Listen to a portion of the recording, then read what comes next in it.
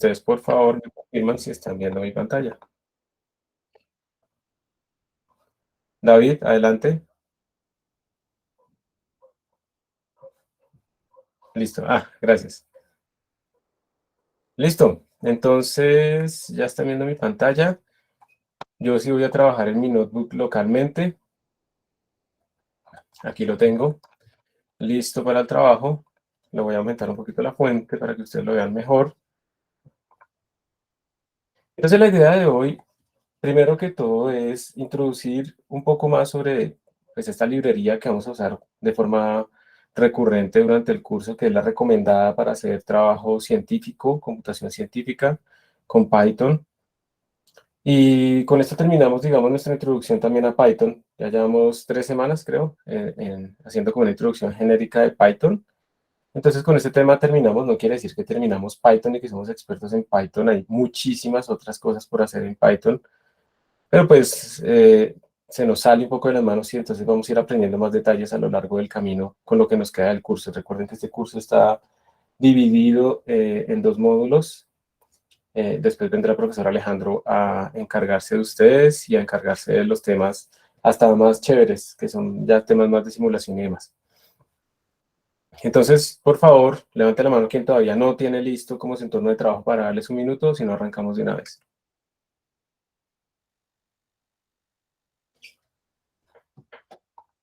Yo, mientras tanto, voy a ir activando las preguntas anónimas. Recuerden, pues, por si acaso, ¿no? Hoy está cerrado para estudiantes el campus debido a las situaciones que ocurrieron ayer. Entonces, no, yo no dije que en el Classroom, está en el chat. Y está desde la vez pasada también. ¿Listo? Ahí te lo copio por si acaso. Ayer hubo pues unos daños a la planta física y unos disturbios terribles. Dale, con gusto, ahí está.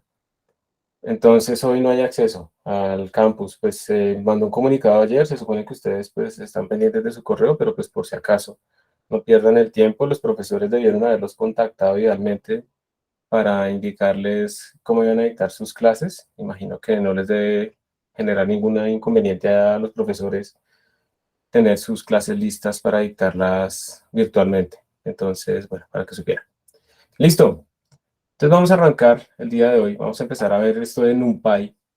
Y NumPy, pues es una librería, sí, un módulo de Python que normalmente si ustedes no lo tienen en sus computadores, pues tienen que instalarlo. Aquí estoy haciendo la prueba también. Sí, está funcionando bastante bien. Por si acaso, si ustedes tienen que instalar NumPy en algún momento, pues ustedes simplemente teniendo su entorno de Conda, lo único que tienen que hacer es escribir Conda install y, por ejemplo, colocan NumPy. Y con Conda, entonces van a instalar en su entorno esa librería. No viene la librería estándar, es decir, no está instalado por defecto, pero pues se instala de forma muy, muy sencilla. Y como ya vimos nosotros los entornos y todo este tipo de cosas, pues es muy sencillo simplemente decir la Conda que lo instale y ya está. Entonces, ¿qué es NumPy? NumPy, como les decía, es una librería que nos permite hacer cálculo numérico. Si ustedes van y buscan NumPy, esto es una repetición para muchos de ustedes, pero para otros de pronto sí les sirva. Si ustedes van y buscan NumPy, pues entonces les va a salir esta página. Esta es la página principal de NumPy. Está relacionado realmente con el cálculo computacional y con otras librerías como SciPy, ¿sí? Y como otras que se basan en NumPy para hacer realmente, digamos, un ecosistema bastante completo para trabajar en Python en términos de computación científica, análisis de datos y demás. Y es bastante rápido, es mucho más rápido. Ya vamos a ver un ejemplo muy sencillo que utilizar, por ejemplo, listas. Entonces nosotros lo que vamos a hacer es precisamente ver cuáles son las ventajas de NumPy, digamos que cuáles son algunos detalles de cómo indexar arreglos de NumPy y demás. Pero si ustedes quieren aprender realmente NumPy, pues pueden venir aquí directamente a la documentación y vienen aquí a la Getting Start Guide, que les dice cómo instalar NumPy, cómo importarlo y cómo pueden empezar ustedes cómo hacer diferentes cosas con NumPy. Hay tutoriales visibles, hay tutoriales, digamos que por ejemplo les indican así con imágenes más o menos qué es lo que se está haciendo cuando uno declara variables. Me parece que es muy útil utilizar esos mecanismos y poco a poco vamos a ir pues aprendiendo diferentes cosas de NumPy. Entonces, aquí en el notebook, nosotros tenemos un par de ejemplos. La idea es que cuando ustedes declaran a una lista, por ejemplo, de esta manera. Cuando ustedes, por ejemplo, hacen esta declaración, recuerden que cuando hacemos esta declaración con corchetes cuadrados, nosotros estamos teniendo ahí, estamos declarando una lista enlazada. Entonces el X va a estar en un sitio y el Y va a estar en otro sitio, y pues hay un puntero que apunta entre ellos, pero no son necesariamente contiguos en memoria. Lo mismo pasa con las tuplas, que es cuando utilizamos los paréntesis, digamos, normales. ¿Alguien recuerda cuál era la diferencia entre listas y tupla? Que las tuplas son inmutables. Muy bien, muchas gracias. No las podemos cambiar. Esa es la única diferencia. Y eso es muy útil. Uno realmente en computación y en programación, si uno pudiera tener prácticamente todo constante y solo dar permisos explícitos para ciertas cosas que ellas cambien, eso resolvería muchísimos problemas. Entonces, para eso sirven las tuplas.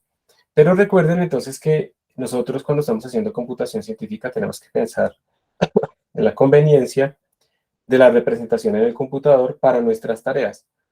Entonces, si yo tengo que, por ejemplo, debo hacer un programa, ese programa necesita una estructura de datos en donde yo esté metiendo y sacando cosas, pues las listas son muy útiles porque ellas son rápidas en esa tarea. Pero si yo no voy a estar metiendo y sacando cosas, sino que el tamaño es constante y yo necesito recorrerlo rápido, pues ahí es preferible un arreglo contiguo en memoria, que son los que representan un PY. No es que las listas sean malas, ni que lo mejor sean los arreglos de NumPy, sino que para ciertos contextos, principalmente por ejemplo el que vamos a trabajar nosotros, es preferible utilizar arreglos de NumPy. Los arreglos de NumPy entonces realmente lo que hacen es, primero que todo, ser homogéneos, que es como los arreglos de C++, de C, Fortran, son arreglos de un mismo tipo de datos, son contiguos en memoria. Y entonces al ser contiguos en memoria, como les decía en la clase pasada, digamos que este es mi arreglo, que es contiguo en memoria, que tiene muchas casillitas. Vamos a partir acá. Digamos que esas son mis casillitas donde están guardados mis datos, todas miden lo mismo porque son homogéneos, o sea, es el mismo tipo de datos y entonces la casilla tiene el mismo tamaño. Por favor, asúmanlo. Y entonces, para yo poderla recorrer, pues yo simplemente me paro al inicio de mi arreglo con un puntero y simplemente le digo que salten estos bloques. Eso es muy, muy rápido. En vez de estar diciendo, no, tiene que ir a esa situación de memoria, luego a esta otra ubicación, perdón, de memoria y así sucesivamente. Además, tiene una ventaja y es que cuando uno, digamos, lee el primer dato, en la RAM, el computador, bueno, la CPU lo que hace no es traer solo ese dato, sino que la CPU realmente se trae algo que se llama la página de caché, que es, digamos, algo así, digamos que se caben estos 4 elementos. Entonces se los trae a la CPU, a la memoria de caché que está ahí cerquitica. Y entonces cuando yo voy a acceder al segundo elemento, ese ya está en la caché, no tengo que ir hasta la memoria RAM. Es que por eso es que son rápidos. Entonces, cuando va a acceder al tercero, ahí está en la caché. Cuando va a acceder al cuarto, ahí está en la caché. Entonces, esto se hace localmente muy, muy rápido. Y solamente cuando no lo encuentro, voy de nuevo a la memoria RAM y traigo el otro bloque. En cambio, si yo tuviera una lista, la lista trae. Digamos que si yo tuviera una lista enlazada, realmente lo que tengo es que este es mi primer elemento. Digamos que mi segundo elemento está por acá. Mi tercer elemento está por acá. ¿Sí? Bueno, en 3 dimensiones. Vamos a hacerlo acá. Está mi tercer elemento. O sea, yo realmente en mi lista voy de acá a acá, luego de acá a acá. Entonces, cuando traiga el primer elemento, sí, me traje el tercero, pero no me sirve porque yo después necesito el segundo y el segundo no está. Entonces, tengo que ir a la dirección, a la memoria RAM, traerme el otro pedazo de memoria. Entonces, me traigo este, lo proceso y luego necesito el tercero y no está. Entonces, tengo que volver a la memoria RAM. Entonces, eso es lo que hace que sea más lento. No es que sea incorrecto, no es que esté mal, no es que los números se representen mal. Simplemente es que ir a la memoria es más complicado. Tengo que ir muchas veces más. Y peor si están en un disco duro, ¿no? Entonces tengo que ir muchas veces más a la memoria RAM, no la tengo en la caché, y por lo tanto, pues entonces no estoy utilizando eficientemente mi computador. Entonces, por esa razón es que los arreglos, digamos, una de las razones fundamentales es que los arreglos en NumPy son tan eficientes. Pero tiene la limitante, entonces, que no es buena idea estarlos cambiando de tamaño, insertándole nuevas cosas en la mitad. Ojo que eso no es cambiar el valor. Yo puedo cambiar el valor rápidamente, lo que está ahí guardado. Yo me refiero a insertar, es que si me mide 1, 2, 3, 4, 5, 6, 7, ahora quiero insertar un octavo valor, pero en la mitad. O sea, lo quiero agrandar a que quede midiendo 8. Eso es lo que es lento, cambiar tamaños. Y además tienen otra característica, los arreglos de NumPy, es que procesan componente a componente. O sea, si ustedes le sacan el seno a un vector de NumPy, le están sacando el seno a cada una de las componentes. Si ustedes suman un vector de NumPy con otro vector de NumPy, se suma componente a componente, y por lo tanto tiene que tener el mismo tamaño. Y ya. Entonces, aquí ustedes tienen vamos a utilizar algunas de estas, que son guías ilustradas de NumPy. Vamos a ir aprendiendo ahorita un par de cositas, pero para que ustedes vean qué es lo que está sucediendo cuando utilizamos NumPy. Son guías ilustradas, a mí me parece que son muy útiles para uno entender realmente qué está pasando. Entonces vamos a dejarlas ahí para volver ahorita en un momento. Entonces, ¿cómo se utiliza NumPy? Voy a cerrar acá. ¿Ustedes me pueden confirmar que ahí ya están viendo bien? ¿Que ya está suficientemente grande, por favor? Sí, profe. Listo, muchas gracias. Entonces, miren, lo primero es que vamos a importarlo y por defecto le vamos a poner el alias NP. Ese es digamos que ese es como el alias estándar. No le van a poner otras cosas. Nosotros aquí estamos programando no solo para nosotros, sino que estamos programando para que otros vayan a entender este código nuestro. Nosotros lo vayamos a entender en 3 meses, incluso podamos compartirlo. Entonces hay que seguir las convenciones. Y esta convención es, cuando usted importe en un NumPy, póngale el alias NP, ¿sí? No más. Entonces así es que lo importamos, aquí estamos trayendo todo el módulo, pero estamos trayendo como la bolsa de herramientas. Y esa bolsa de herramientas se llama NP, pero no hemos traído absolutamente todo lo que está dentro de la bolsa de herramientas, ni lo hemos regado acá ni nada, sino que lo tenemos ahí disponible. Luego estamos creando un arreglo a partir de una lista. Esto es una lista. Y miren que esto es una lista heterogénea, ¿sí ven? Esto es una lista heterogénea porque las listas sí pueden ser así. Tenemos un entero, tenemos un flotante, tenemos una cadena y tenemos un número entero también. Entonces vamos a ver qué pasa porque recuerden que los arreglos de NumPy son homogéneos, tienen el mismo tipo de datos. Entonces lo vamos a imprimir y vamos a acceder a una de las tantas características internas de los arreglos de NumPy que se llama dtype, que nos indica el tipo de datos que quedó guardado. Entonces yo le voy a dar Shift Enter a esto. Voy a seleccionar el kernel, ahora sí. Y miren lo que él hizo. NumPy dijo, bueno, esto mantiene una mezcla, entonces yo lo que voy a hacer es que hay unas reglas y él por defecto convirtió todo en cadenas para no perder información. Entonces esto se volvió una cadena, cadena, cadena. Y aquí nos está diciendo que el dtype es una cadena Unicode, que es una forma de codificar estas cadenas de máximo 32 bits, creo que es esto. Entonces, él lo convirtió en un arreglo de cosas uniformes. Él no puede guardarnos cosas que sean de diferentes tipos. Una cosa importante cuando lo creamos, ¿listo? No podemos guardar los diferentes tipos, sino que tenemos que utilizar el mismo tipo de datos, o si no, él lo va a transformar a ese tipo de datos. Entonces, quiero que vean, digamos, voy a añadir aquí otra celdita. Si yo, por ejemplo, ya le soy juicioso, ya no tengo que importar NumPy porque la celda anterior ya lo hizo, y ahora le voy a poner, vamos a cambiarle el nombre, le voy a poner B acá, vamos a ponerle 0.0,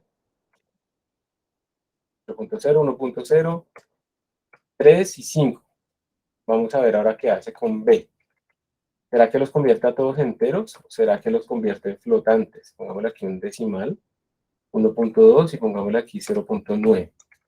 Le doy Shift Enter, entonces observen que él cuando me lo imprime, aquí en este print, observen que me está imprimiendo como números de punto flotante, porque el 3 aparece con un punto, lo que pasa es que lo volvió a 3.0, y el 5 aparece con un punto, 5.0. O sea que ahora todos son floats 64. Por defecto, NumPy utiliza flotantes de doble precisión, de 64 bits. Que por lo tanto, que además tienen una resolución, ustedes hicieron eso como una preguntita, lo tuvieron que resolver en un trabajo antes. La precisión quiere decir que cuando yo tengo 64 bits, más o menos puedo diferenciar entre los números con una precisión relativa de 10 a la menos 16. Ese es el orden de magnitud. ¿Ok? ¿Vamos bien hasta acá? ¿Hay alguna pregunta? Aquí creo que hay una pregunta. Este ya lo pusimos, estaba en el chat, pero por si acaso te lo vuelvo a copiar. Creo que ya David lo hizo. Pero por si acaso, pues, ahí está. Es el de NumPy que estaba también desde la clase pasada. Bueno, no hay preguntas. Ahora miren, estas dos celditas nos van a hacer a nosotros una comparación muy interesante. Cuando ustedes utilizan en el notebook este símbolo de porcentaje, están pidiéndole que ejecute ciertos comandos especiales. Uno de esos comandos especiales dentro del notebook es este timeit. Y timeit lo que va a hacer es correr esta instrucción varias veces y sacarnos un promedio de cuánto se demora esa instrucción. Entonces lo que vamos a hacer es acá creamos una lista, perdón, aquí estamos creando una lista y básicamente es una lista con una list comprehension. Entonces lo que estamos diciendo es, mire, yo quiero que me cree una lista con el cuadrado de i para los i's que están dentro de L, y L pues es un rango. Entonces estamos creando una lista que tiene los cuadrados de los números entre 0 y 9999. Y lo mismo estamos haciendo aquí con NumPy. Estamos diciéndole, créeme una lista, un arreglo NumPy con esta función aRange, y ahorita la vamos a buscar la documentación. Este aRange es muy parecido a este range de acá, pero no es igual, porque este retorna arreglos de NumPy. Y también estamos generando la misma cantidad de números, y luego estamos haciendo que vaya al cuadrado, o sea, estamos haciendo exactamente lo mismo. Y vamos a ver qué tanto se diferencian en ejecución. Entonces voy a ejecutar esta primera, y observen que esto es bastante rápido, ¿no? Pues para estos 10.000 elementos me dijo, me demoré más o menos 2.05 milisegundos, más o menos 6.95 microsegundos por cada loop. Entonces nos está botando el valor promedio, la diversión estándar de 7 corridas. Entonces súper bien, él hizo absolutamente toda la estadística y nos dijo cuánto se demoró. Y ahora vamos a correrlo acá. Ahí está corriendo y observen que ahora, miren la diferencia, ahora se demoró 2.98 microsegundos, micro, 10 a la menos 6. Más o menos 9.39 nanosegundos por loop. O sea que la cosa es muchísimo más rápida. Básicamente estamos hablando que para hacer la misma tarea con listas o con arreglos en un NumPy, vamos a ganarnos unos 3 órdenes de magnitud en performance, por ejemplo, en este tipo de listas, en este tipo de operaciones. 3 órdenes de magnitud. A mí me da curiosidad siempre comparar con sus máquinas. Quisiera saber a ustedes más o menos qué les está saliendo. Si les está saliendo menos corto, más corto, si la relación entre estos dos números, que es lo que importa, volverlo a dimensional, si esa relación sí es del orden de 10 a la 3. ¿Cómo les salió a ustedes? Profe, a mí me dio, pues en el primero 3.2 milisegundos, más o menos 28.4 microsegundos, y con el arrange 6 microsegundos, más o menos 40.1 nanosegundos. O sea, que cambia entre nosotros, pero la relación sí más o menos es de 10 a la 3, Sí, más o menos. Porque claro, si yo tengo un computador, digamos como el mío, que es como más viejo que el tuyo de pronto, pues a mí se me va a demorar más, de pronto.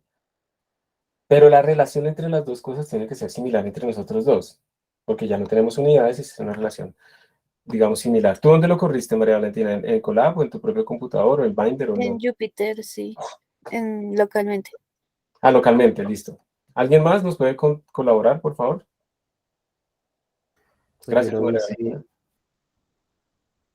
pues yo lo hice en Colab y pues me salió que en el primero me salió 5.12 milisegundos y en el segundo me salió 9.67 microsegundos. Pero digamos, ¿cuál es la diferencia entre Colab y, digamos, la máquina normal? Pues es que en Colab tú tienes una máquina virtual que ellos te dan y que tiene ciertas características locales, ¿sí?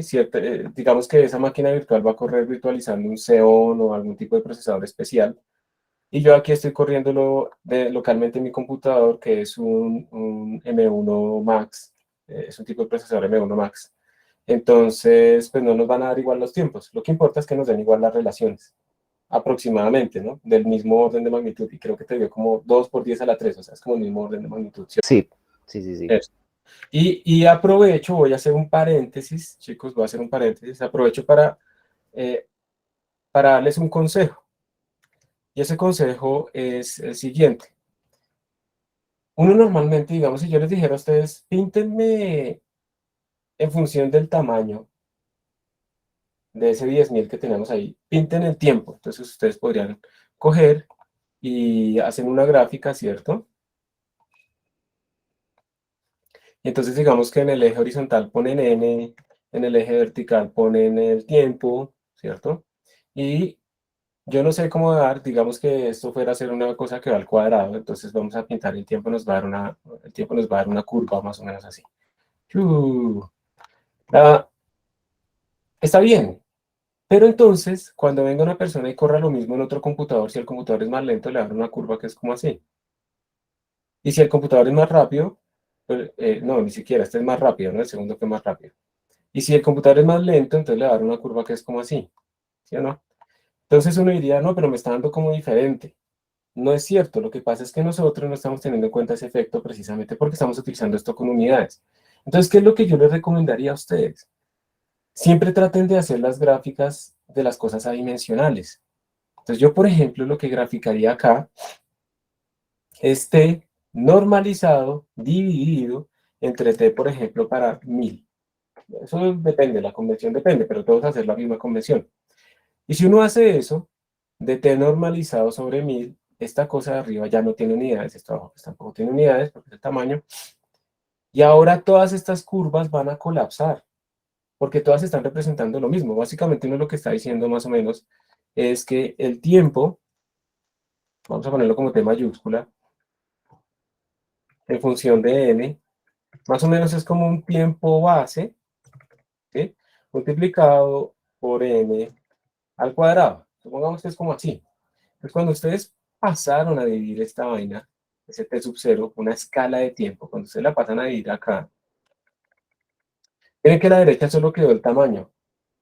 Es algo adimensional que no depende, y que es lo mismo para todas las máquinas, y entonces todas nuestras curvas van a colapsar lo más de bonito alrededor, independiente de la máquina, ¿sí? Van a colapsar más o menos mostrando el mismo comportamiento fundamental. Esa es como la idea, estamos como mostrando el comportamiento fundamental. Entonces, hacer las gráficas adimensionales es mucho más útil que hacer las gráficas con dimensiones.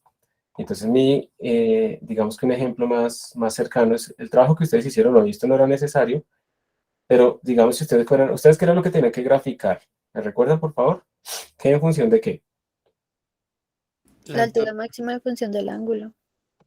Hmax en función de teta. Muchas gracias. Hmax en función de teta. Digamos que teta ya es adimensional, ¿cierto? Pero Hmax no. Entonces, la fórmula que les daban a ustedes de Hmax, que ustedes encontraron, era que la altura máxima era ¿qué? B sub 0 al cuadrado por Seno al algo. cuadrado. Por ¿Por seno al qué? cuadrado seno al cuadrado de teta. Seno cuadrado de teta, estoy mezclando látex y no látex, sobre 2G o algo así. 12. Sí, señor, 12. Muy bien. Entonces, cuando ustedes ven esto, si ustedes se fijan, aquí hay una velocidad característica, que es B sub 0 al cuadrado sobre 2G. Queremos quitarle absolutamente todo. Esto es una velocidad característica. No, una altura característica, disculpen. Es como una escala, H escala. Miramos las unidades. Las unidades de esta vaina es metro cuadrado sobre segundo cuadrado dividido. Entonces aquí nos queda como entre metro sobre segundo cuadrado. Entonces nos queda metro, ¿cierto? Entonces esta vaina tiene unidades de longitud. Por lo tanto, si yo quisiera hacer algo adimensional, yo podría hacer Hmax sobre H escala. Le quito las unidades, pero no se las quito arbitrariamente, ¿sí? Sino que se las quito a partir de una información que salió del problema. Y entonces aquí me quedaría simplemente como seno, esto quedó mal escrito, ¿no? Seno al cuadrado. Me quedaría simplemente seno al cuadrado de teta. Y a todos les debería dar lo mismo. Y entonces, por ejemplo, ¿esto para qué sirve? Cuando alcance la cosa máxima, pues uno ya tiene que, digamos que aquí está el 1. Entonces, cuando yo lo normalicé, cuando yo escribo esta vaina sobre h escala, pues la altura máxima para todos ustedes va a ser 1 y ya no importa realmente la velocidad inicial. Yo se las fijé a todos les debe haber dado la misma altura máxima, pero si lo hacemos adimensional, pues a todos les da lo mismo independiente de qué velocidad le pongo yo. Porque si yo le pongo más velocidad, menos velocidad, pues llega más alto, pero la curva es la misma. Entonces ahora a todos, cuando normalizamos, nos queda a todos esta como la altura máxima. ¿Sí? Esta es nuestra altura máxima. Y todas nuestras curvas entonces van a dar completamente iguales, en el sentido en que las podríamos ahora sí como comparar. Solo dependen del ángulo. Entonces esto de calcular las variables adimensionales es supremamente útil. Pero no solamente es porque se vea bonito, sino que tiene efectos, o sea, nos está diciendo las escalas características de nuestros problemas y los comportamientos intrínsecos también. No, esto no lo tenían que hacer, pero es un consejo para cuando ustedes estén presentando cosas. De la misma manera, pues es mucho mejor acá, para poder comparar en diferentes setups lo adimensional. Lo adimensional casi siempre es lo que uno busca que coincida entre una simulación y la realidad. Entonces, en el experimento, uno quiere simular un experimento, por ejemplo, con medios granulares, como utilizo yo para arenas y cosas así. Yo no puedo simular millones de partículas. Entonces es muy difícil poder decir es que eso me tiene que dar exactamente 1 milímetro, no sé qué. Uno lo que hace es buscar escalas adimensionales para poder comparar con el experimento. Entonces, cierro el paréntesis del consejo. Volvamos acá. Entonces, a alguien de pronto, sí, Daniel, gracias. El teorema pide Buckingham permite decir, digamos, a partir del sistema dimensional que no esté utilizando, cuántas características adimensionales o cuántas constantes adimensionales puede sacar de esos problemas. Ajá, está relacionado con eso. Muchísimas gracias por la referencia. Entonces, volviendo acá, a alguien no le dio, porque puede pasar, no le dio que NumPy sea más rápido. Parece que a todos les dio que es más rápido. A alguien no le dio que fuera más o menos 1000 veces más rápido, sino que le dio menos, solo 10 veces o solo 100 veces. A alguien le dio más rápido, 10.000 veces o algo así. Listo, entonces estamos todos con un problema más o menos reproducible, que eso es súper importante en ciencia. Uno no puede decir, es que yo descubrí la fusión fría, pero solamente yo puedo hacerla en mi laboratorio sin que nadie me mire. ¿Listo? La idea de la reproducibilidad es muy importante y aplica también cuando uno hace código. Uno no puede pensar que solamente en su computador con ciertas características le va a dar bien y si lo pasa a otro lado no. Eso implica que hay un problema en ese código brutal o que está mal completamente el modelo. Uno también tiene que tener código reproducible. Por eso es que uno a veces molesta con la reproducibilidad multiplataforma. Que yo corro esto en Colab, que si yo corro esto en Windows, que si yo corro esto en Linux, me dé lo mismo. Entonces, bueno, bien, es rápido. O sea, es más rápido, no hay de otra. Eso es un problema muy sencillo, muy fácil. Aunque ustedes de pronto aquí no han impreso, por ejemplo, no sé, el último dato, para verificar si realmente es el cuadrado. ¿Cómo imprimiría yo acá, por ejemplo, el último elemento de la lista? ¿Cómo es que se hacía?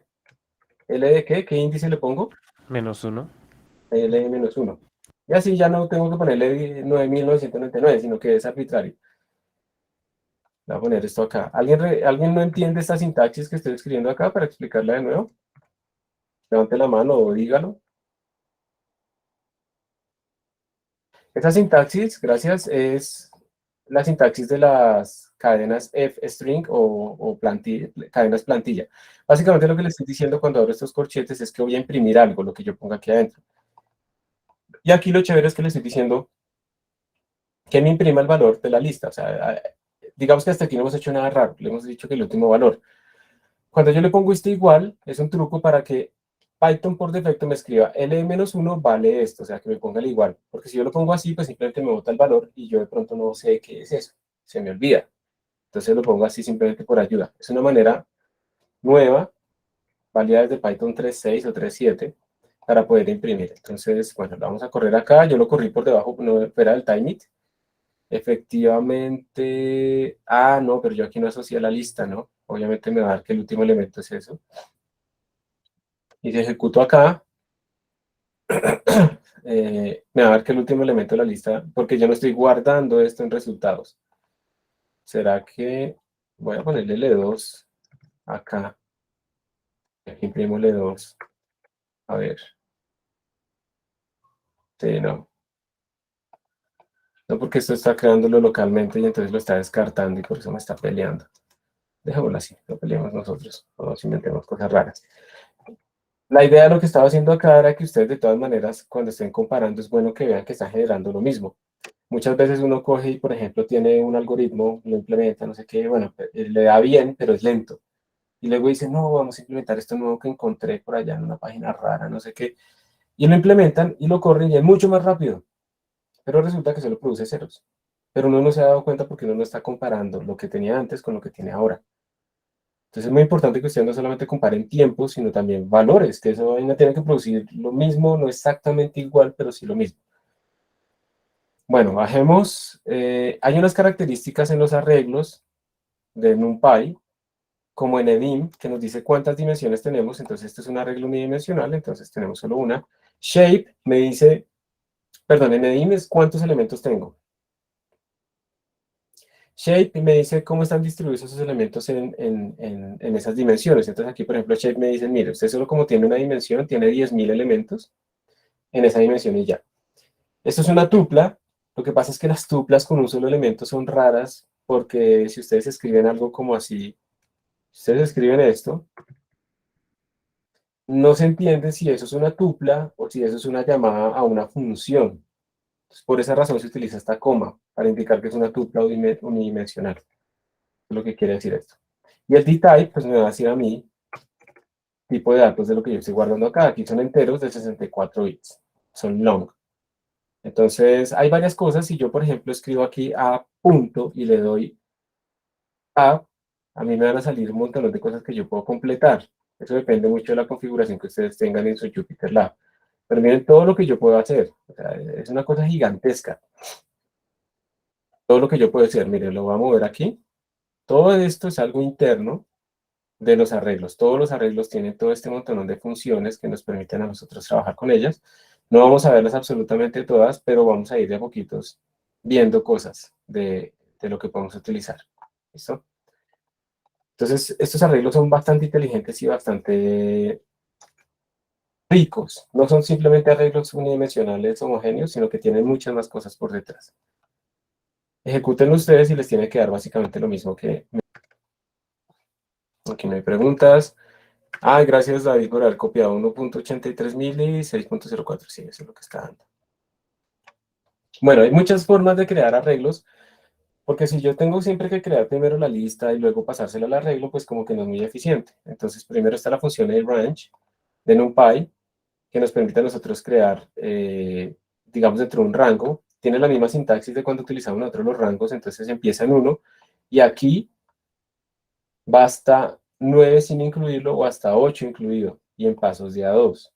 Eso es lo que quiere decir nuestra función arange. También hay otra como linspace, por ejemplo. Linspace nos permite a nosotros tomar un intervalo, por ejemplo, aquí empieza en 2, termina en 3, y lo partimos en 100 pedazos. Entonces esto hace una partición uniforme de ese intervalo. Entonces es muy útil como cuando uno quiere hacer una gráfica, por ejemplo, y entonces el eje X lo parte en el dominio que quiere con el número de datos que quiere. De nuevo, estas cosas pueden ser muy abstractas si uno no mira realmente qué pueden hacer estas funciones. Entonces es útil ver como documentación. Yo no me acuerdo si en esta aplicación que tengo acá se puede ver la documentación. Increase text size. Vengan a ver. No me acuerdo si NumPy tiene documentación acá. Sí. Vamos a mirarlo acá. Que sí. Aumentar la fuente. ¿Será que no me está haciendo caso? ¿Usted lo ve muy pequeñito ahí? Yo creo que sí, ¿cierto? ¿Se ve pequeño o no se ve pequeño? Sí, Sí, profesor. súper pequeño. Se ve muy pequeño. Entonces vamos a hacerlo aquí en internet más bien. Vamos a ponerle en NumPy, arange. Aquí está. La documentación es muy buena. Siempre traten de ver la documentación, digamos, de la versión estable. Entonces aquí dice, arange es una función que retorna valores uniformemente espaciados, en donde usted... ¿Alguien sabe qué significa que les pongan esto en corchetes? ¿Nadie sabe qué significa que estén en corchetes esas cosas? Que es opcional, Diego. Muy bien, gracias. Que esto es opcional, o sea, que no es obligatorio que ustedes coloquen esto. ¿Qué es lo que sí es obligatorio? Lo que está así, por fuera y que no tiene un símbolo de igual, como esto. Esto que está acá, este stop, esto es obligatorio. Entonces ustedes por defecto le tienen que dar el stop, pero en general ustedes le pueden decir dónde arrancar, el start. Entonces empezamos a leer acá, los parámetros nos dice que start es en donde arranca nuestro intervalo. Por defecto el valor es 0. Entonces si usted no lo pone, por defecto el valor es 0. Stop es donde parar. Entonces a ver si space in between, perdón, acá. El final del intervalo no incluye este valor. Por defecto no lo incluye. Hay que tener cuidado si ustedes utilizan aquí no enteros, sino que se utilizan números de punto flotante, porque eso tiene su problema de redondeo ahí al final, entonces puede ser que lo termine incluyendo sin querer. El paso, de a cuánto en cuánto, le pueden especificar el tipo de datos, pero no es obligatorio, porque aquí dice que es igual a known, que lo detecte él por sí solo. Hay muchos más argumentos que le pueden poner, y hay otro también que es cuando uno utiliza, por ejemplo, otro arreglo, uno le puede decir like, otro arreglo, entonces para que uno genere dos arreglos que son similares en tamaño y demás. Entonces, por ejemplo, lo pueden llamar así, arange stop. Eso quiere decir que van desde 0, de a 1 en 1, hasta que llegan a stop -1. Si le ponen start, stop, pues están colocando el inicio y el final. Los pasos por defecto son de a 1. Y si le colocan así, pues están especificando el inicio, el final y los pasos. Ustedes pueden seguir leyendo el manual, tiene muchísimos ejemplos. También, Profe, ¿qué significa el asterisco? asterisco es que esto puede recibir muchos más argumentos, pero entonces uno tiene que ir a leer acá qué otros tipos de argumentos puede leer, que no están necesariamente especificados de forma, digamos, explícita. ¿Listo? Entonces, start, type, like, no sé qué, esto retorna, es importante que ustedes vean que retorna un rango. Aquí les dan algunos ejemplos, digamos, esto es el range, y el dtype es int. ¿Ustedes saben por qué pasó esto? Que votó puro cero. Redondeó enteros. Redondeó enteros o sea, digamos, cuando le dijimos que fuera entero, él redondeó entero todos estos números primero antes de empezar a procesar. Entonces redondeó a un entero el 0.5. Y el 0.5, redondear a enteros, digamos, uno se engaña porque no lo está redondeando, sino que lo está truncando. Entonces le quita el 0.5. Y vuelve 0. Entonces, ¿yo qué tengo que hacer acá? Ya 0 en 0, ¿cierto? Le saca el número de pasos y hace todo eso. Pero a 0 le sumo 0, a 0 le sumo 0, a 0 le sumo 0, y me quedan puros ceros. Hay que tener cuidado con esos tipos de datos, esas transformaciones. Eso que tanto, digamos, a uno le decían que en Python no era necesario y que no sé qué, sí es necesario tenerlo en cuenta. Entonces, eso es como lo primero que debemos tener en cuenta ahí. Que dejé desatendida esa sesión y se murió. Acá, por ejemplo, si vuelvo a hacer lo mismo, entonces, a ver, ¿qué es lo que está pasando acá? Es raro, ¿no? Yo creo que me equivoqué en lo que dije acá. No lo convirtió en 0.5. Lo que pasa es que él cogió 0 más 0.5, se dio 0.5 y lo volvió entero, entonces dio esto. Bueno, este es el 0. 0 más 0.5 da 0.5, ahí sí lo convierte en entero, entonces le da 0.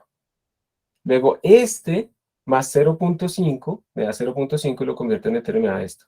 Este más 0.5 me da 0.5 y lo convierte en entero y me da 0. Y así sucesivamente.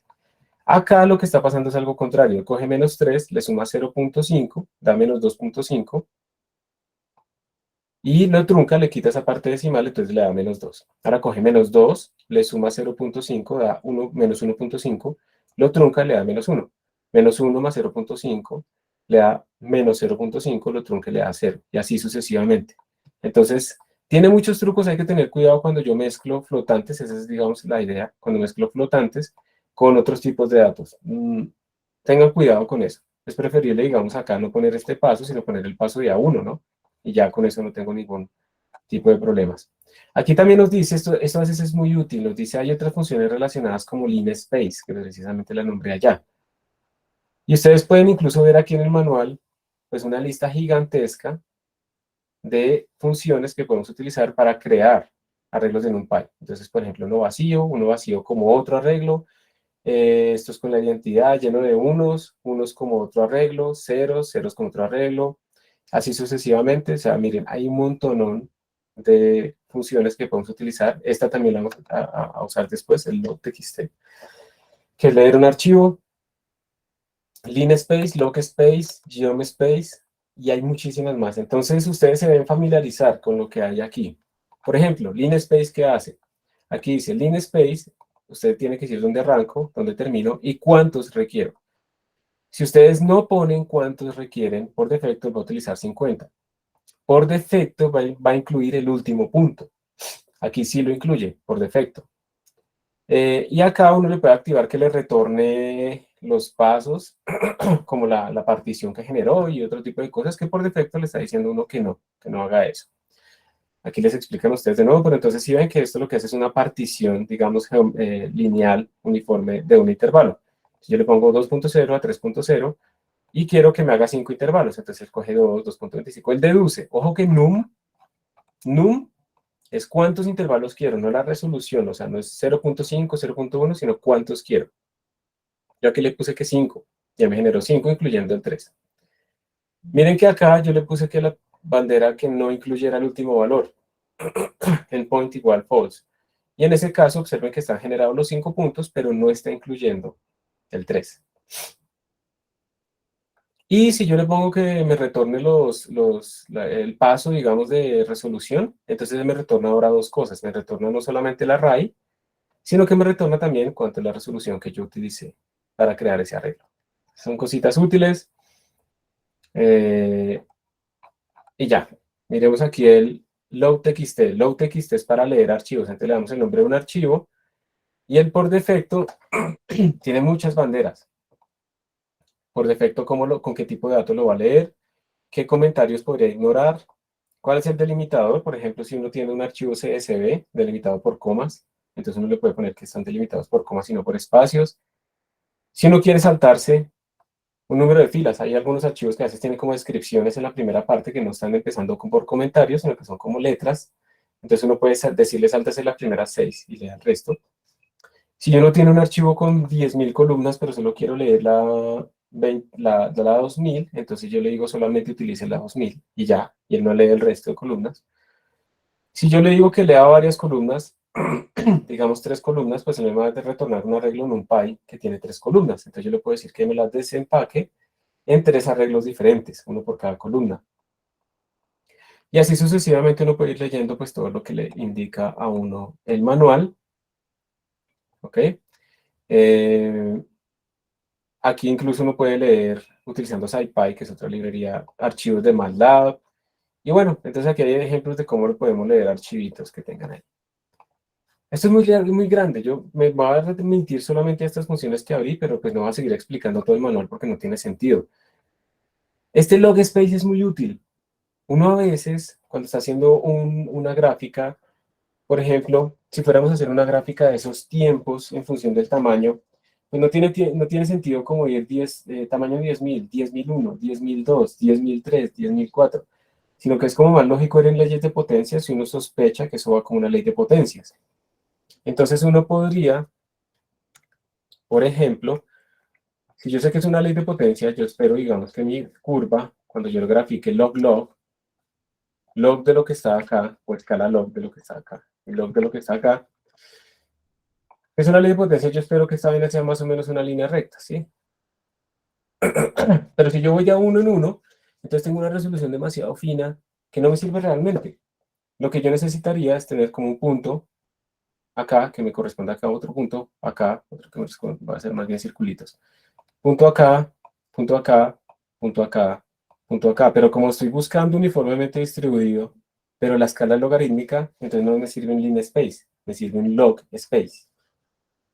Y con eso no tengo tantos puntos, digamos, es como ir de 10.000, 100.000, 1.000.000, 10 millones, 100 millones, y así sucesivamente. Eso es lo que estamos haciendo. Entonces no hacemos un line space, sería demasiado denso e inútil. Hacemos un log space. Esa es la idea de este tipo de esa función. Entonces le decimos en dónde arranca, en dónde termina, cuántos quiero, si incluir el último o no, y cuál es la base que estoy utilizando. Puede ser base 2, o puede ser base 10, o puede ser base que yo quiera. ¿Ok? Entonces esta es muy útil para hacer ese tipo de particiones. Y hay otra relacionada que es el espacio geométrico. En una uno básicamente está colocando potencias y en otro uno está colocando como los números reales, no la potencia, sino 10 a la S o cosas así. Están relacionadas las dos. Entonces, para que ustedes vean pues que realmente hay muchísimas rutinas para crear arreglos.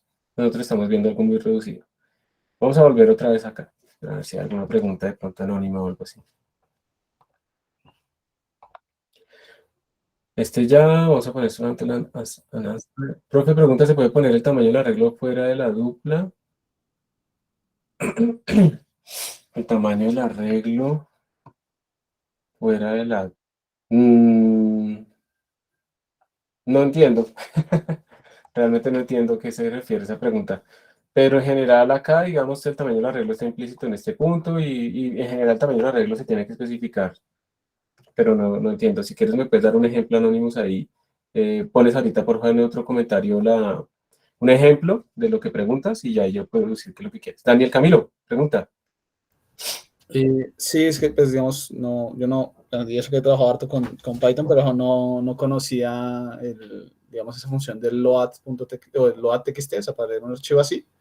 Porque yo siempre lo sabía con Open, o sea, sin usar nada de Metadata. Entonces no sé si hay una diferencia o qué diferencias hay entre O saber sea, que es un Open. si tú lo haces con Open, tú tienes que saber cuántas columnas hay, tú tienes que saber, por ejemplo, el archivo tiene que ser muy sencillo. Tú no podrías haberle escrito comentarios al archivo. O tú tendrías que procesarlos. Entonces tendrías que decir, si voy a leer esta línea, pero empieza con numeral, ignórela. ¿Sí? Si tú quieres leer solamente la columna 2000 de un archivo de 10.000, tú tienes que controlar eso explícitamente. Cuando utilizas load.txt, bueno, txt, eso se te ahorra.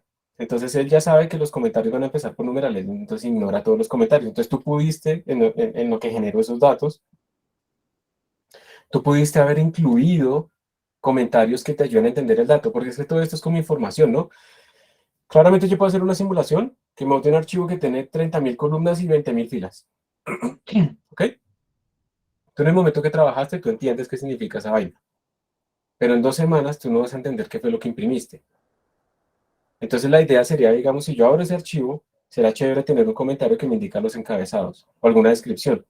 Entonces, esta función es muy útil porque te permite a ti leer archivos que tengan metadata, que expliquen un poco esos datos. Entonces, que tenga comentarios, que tenga incluso líneas sin comentario, porque si viste que tú al principio puedes decirle que se salte unas filas. Entonces, tú puedes escribir normal sin comentario ni nada y que él lo lea. Tú puedes decir, uy, este dato me está dañando todo, esta fila me está dañando todo. Entonces la comentas, la vuelves a cargar y él ya la va a ignorar. Y cosas de ese estilo. Entonces es como una función útil que ya está lista para poder leer archivos mucho más elaborados que simplemente una tabla de datos gigantesca.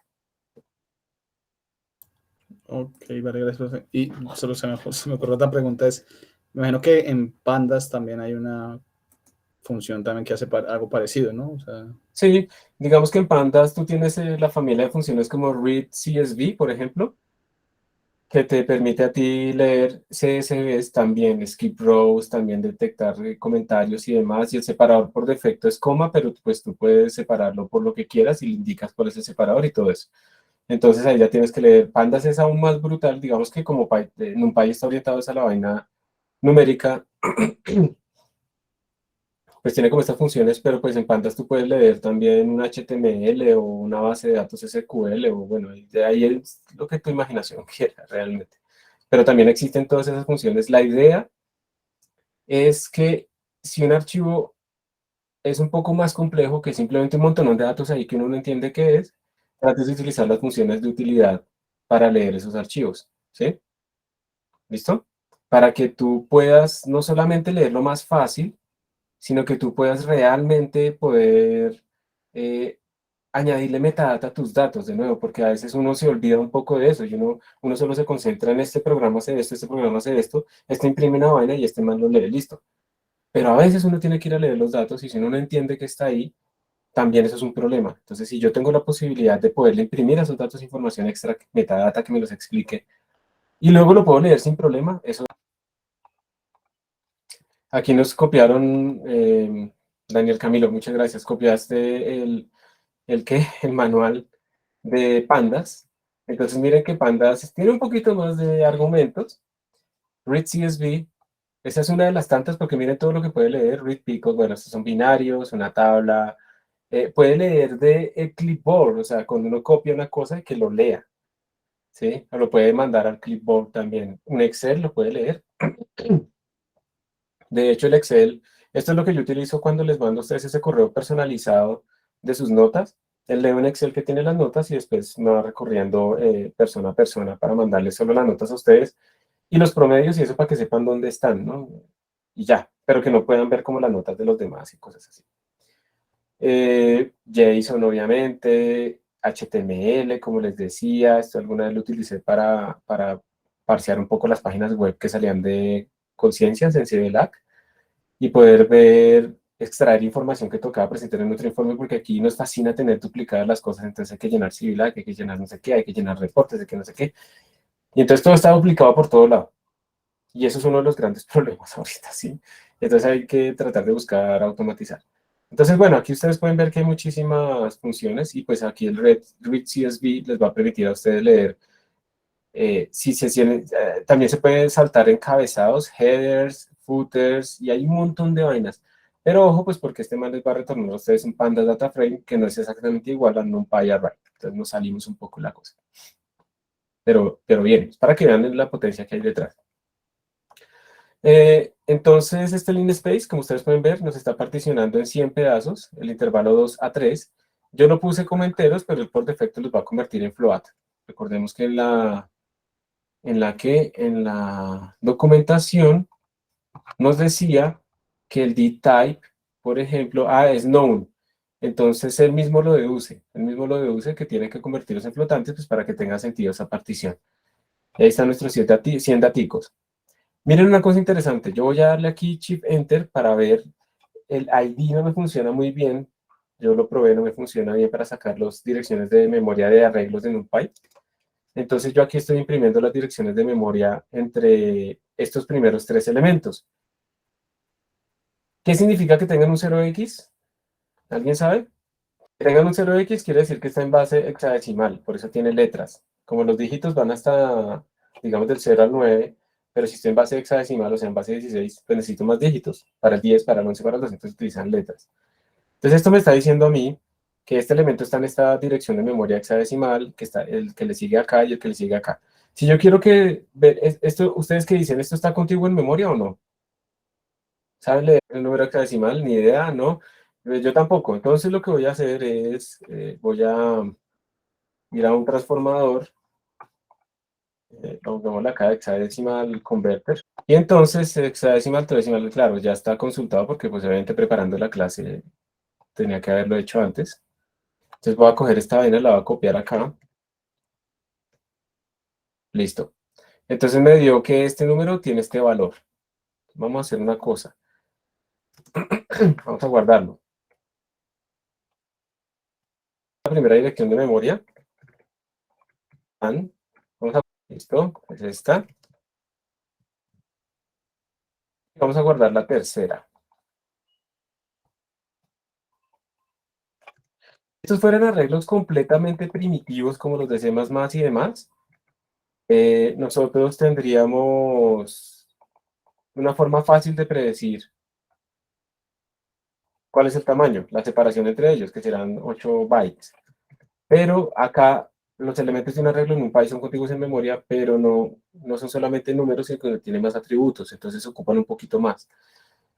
Entonces ahora la idea será como decir, si yo quiero que esto sea contiguo, ustedes que dicen, ¿esto es contiguo o no es contiguo en memoria? ¿Cómo lo podrían decir para deducir si esos números son contiguos en memoria? Ideas. Mirar la separación, ¿cierto? Restarlos, exacto. O sea, yo no puedo predecir exactamente cuánto es quedar entre uno y el otro, pero si entre esto hay el mismo tamaño que entre estos dos, pues probablemente sean contiguos en memoria. Entonces vamos a hacer eso. Vamos a restarlos. Entonces pues lo podemos hacer en una calculadora, pero pues lo voy a hacer acá mismo. Yo no sé si esta vaina funcione. Nunca la he abierto. Tan menos tan. Igual, 160. Y si yo cojo este man y le resto, este man, ¿qué tal uno usando calculadora para restar, no? 160. Entonces, efectivamente, del primero al segundo es 160 y del segundo al tercero es 160. Y bueno, eso es una verificación para estos elementos, no es una demostración, pero ustedes lo hacen para todos los elementos, todos están separados 160. En otras palabras, NumPy fácilmente teniendo la dirección de memoria del primero puede ir al n-ésimo simplemente multiplicando n por 160 y corriéndose esos saltos en memoria. Ya está. Entonces son contiguos en memoria. Y tiene todas las ventajas de tener elementos contiguos. Uno puede indexar entonces, y esta es una de las cosas más potentes en NumPy, uno puede indexarlos con unas formas específicas, pero me salté porque se me descuadró. Podemos generar, por ejemplo, arreglos de NumPy que tengan cierto tamaño. Miren que yo le estoy especificando aquí, estoy utilizando la función ones, que quiere decir que lo llene de unos, y le estoy especificando este shape. El shape, que es la forma en que me va a distribuir los elementos, es una tupla que me dice cuántas filas, cuántas columnas. Entonces aquí en total tengo 12 elementos, por cada fila hay 4, y tengo 3 filas, entonces 12 elementos. y lo vamos a imprimir, y aquí nos sale rápidamente una función de 3 filas por 4 columnas de NumPy. Así podemos hacer unos arreglos rápidos y pueden ser del tamaño pues, que queramos hasta que acabemos la memoria de nuestro computador. O también podríamos decirle a NumPy que nos llene o que nos cree un arreglo de tamaño 4 en este caso, de números aleatorios. Pero si yo sigo ejecutando esto, me está cambiando. Cada vez que lo ejecuto me cambia. ¿Alguien sabe cómo hace uno para que se vuelva reproducible? Para que yo cada vez que lo ejecute me den los mismos números aleatorios. Pues sería con una semilla, ¿no? Con una Siempre. semilla. Muy bien, uno tiene que poner una semilla. Entonces vamos a ver, yo lo sé, voy a poner np.random.seed. Miren que aquí me estaba completando que tengo un montón de cosas que puedo utilizar, ¿sí? Para hacer test, o sea, esto es muy grande. Y miren que hay una cosa que es la que yo estoy buscando, seed. Entonces le doy tab, incluso con el tab me explica qué es esto, entonces le voy a poner D, y le voy a poner que la semilla va a ser, no sé, el número 19. Entonces observen que ahora cuando lo ejecuto, me dio pues unos valores, pero si lo vuelvo a ejecutar, me dan los mismos. Estos son aleatorios, pero es una secuencia reproducible. Y de nuevo, ¿por qué es importante? Porque si yo encuentro un error con mis números aleatorios y lo vuelvo a correr para rastrearlo, si no estoy utilizando una semilla, me van a generar otra secuencia de números aleatorios y probablemente no me aparezca el error. Y después digo, ah, no, ya está bien, eso fue que yo miré mal. Y lo vuelvo a correr y me vuelve a salir el error. Y lo vuelvo a correr y ya no lo veo.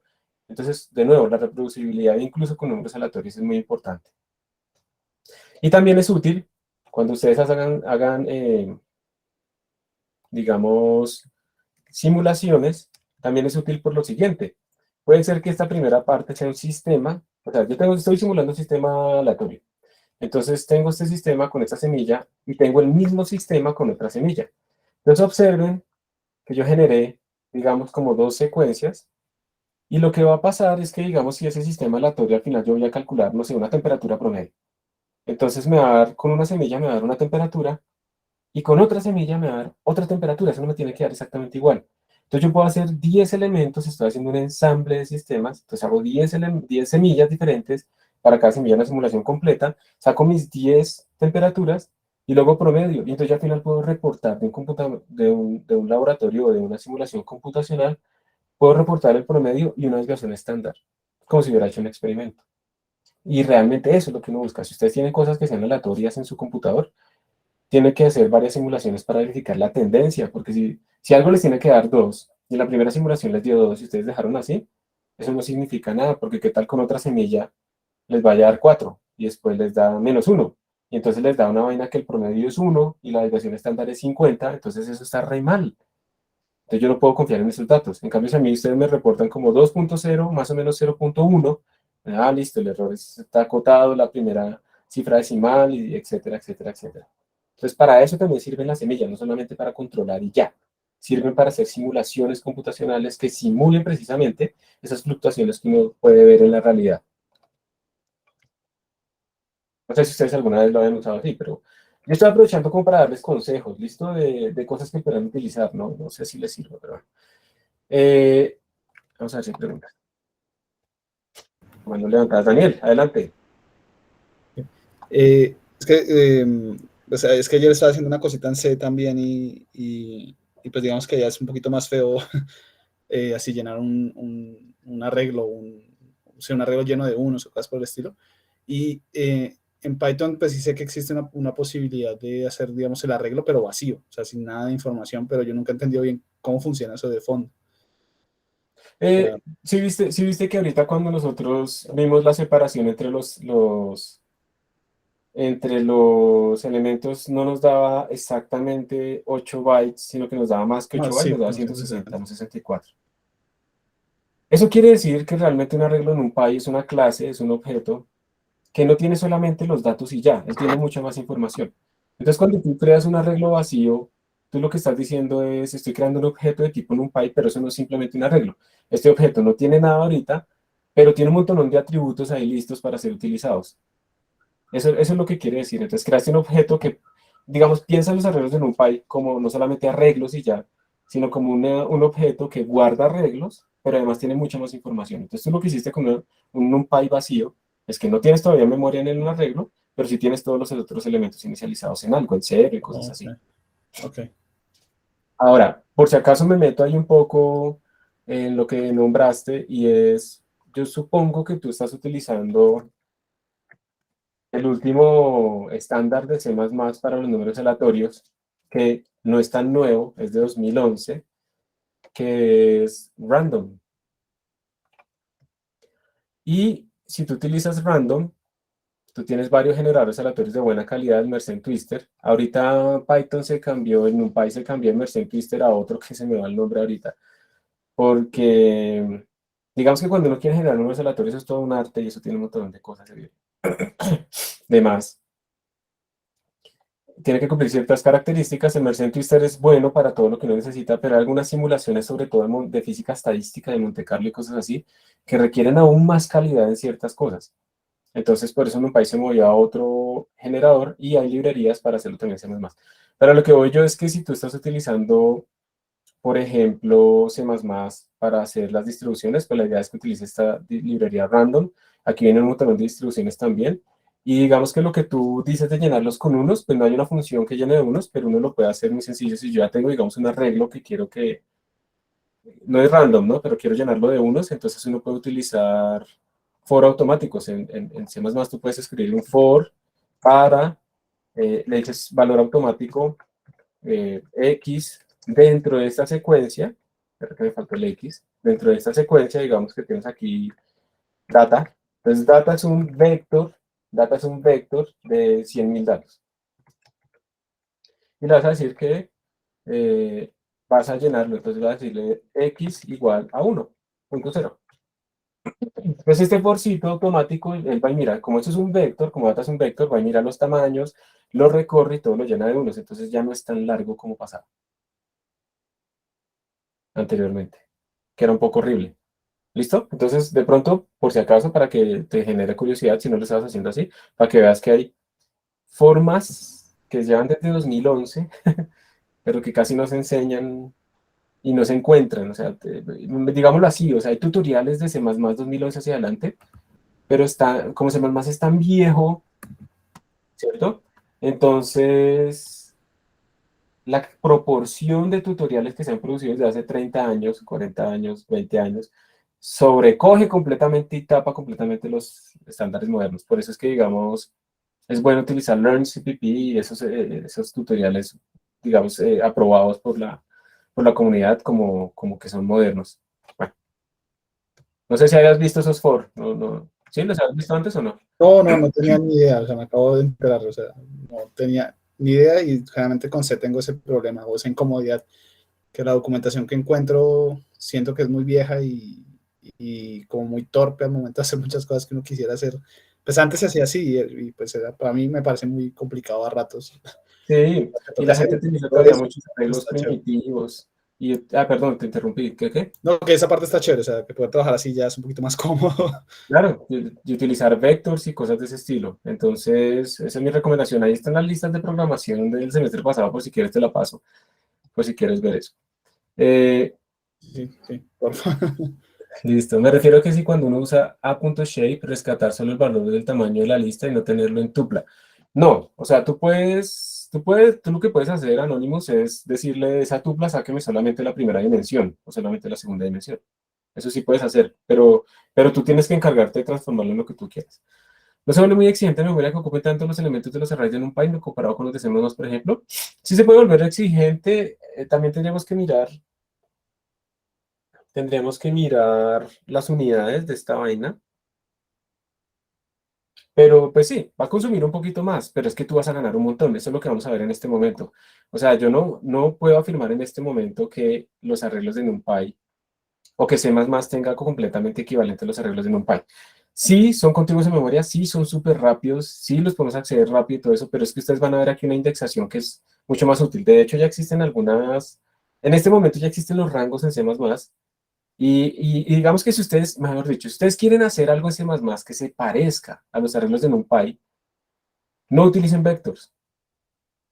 ¿Alguien sabe cuál es la estructura de datos en C++ que uno debe utilizar que se parece a los arreglos de NumPy, que opera vector componente a componente y hace broadcasting y todo eso?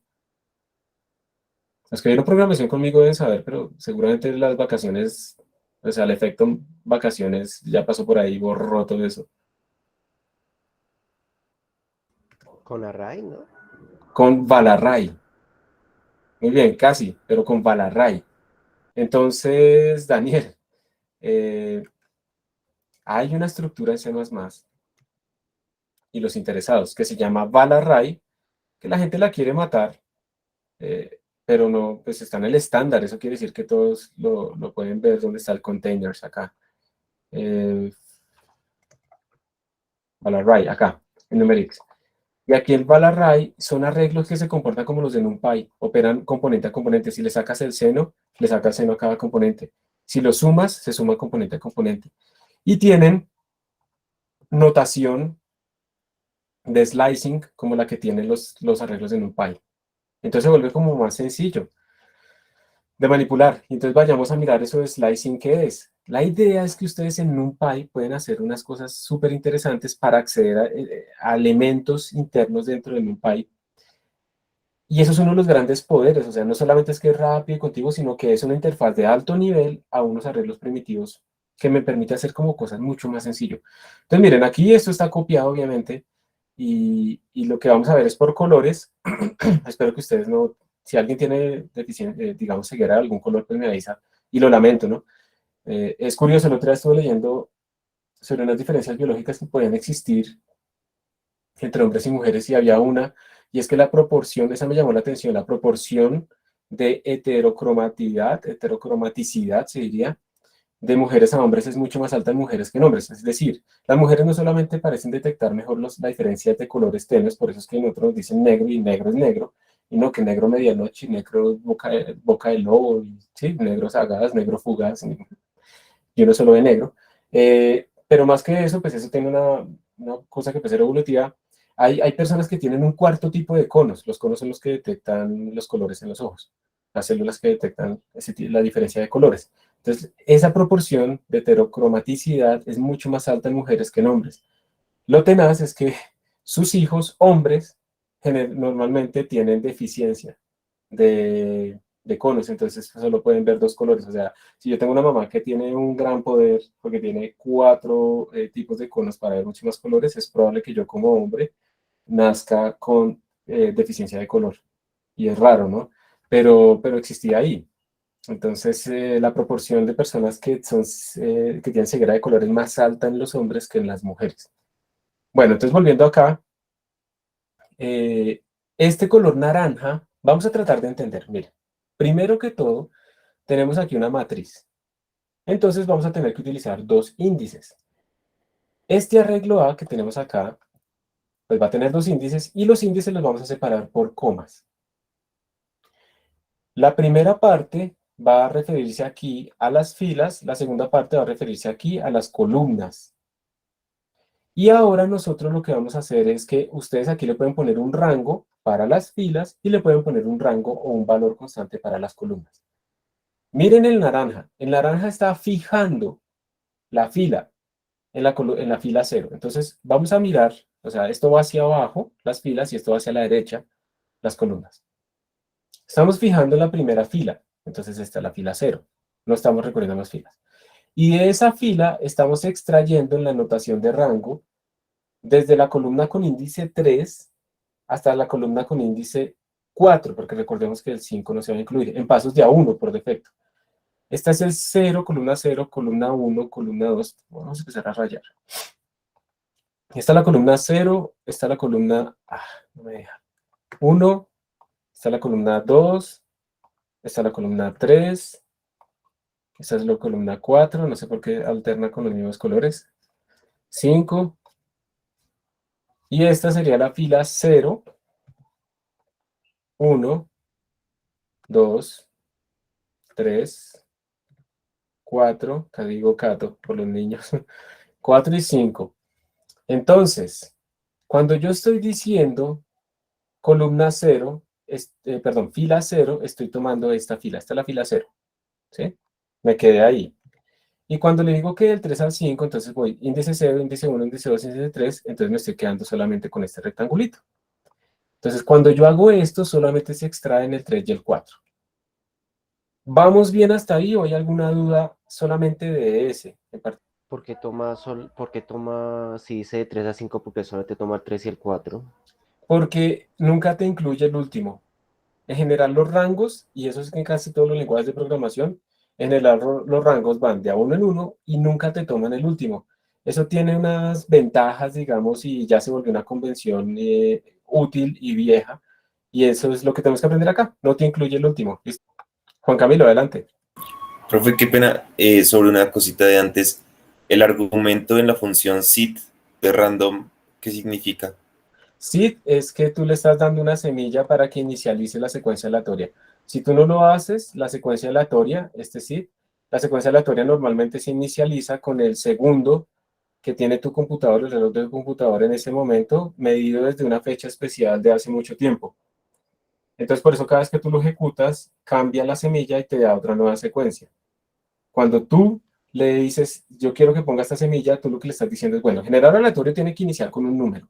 Y esos generadores aleatorios normalmente utilizan funciones, hacen módulos y hacen módulos del módulo y no sé qué vainas. Pero tiene que inicializar en algo.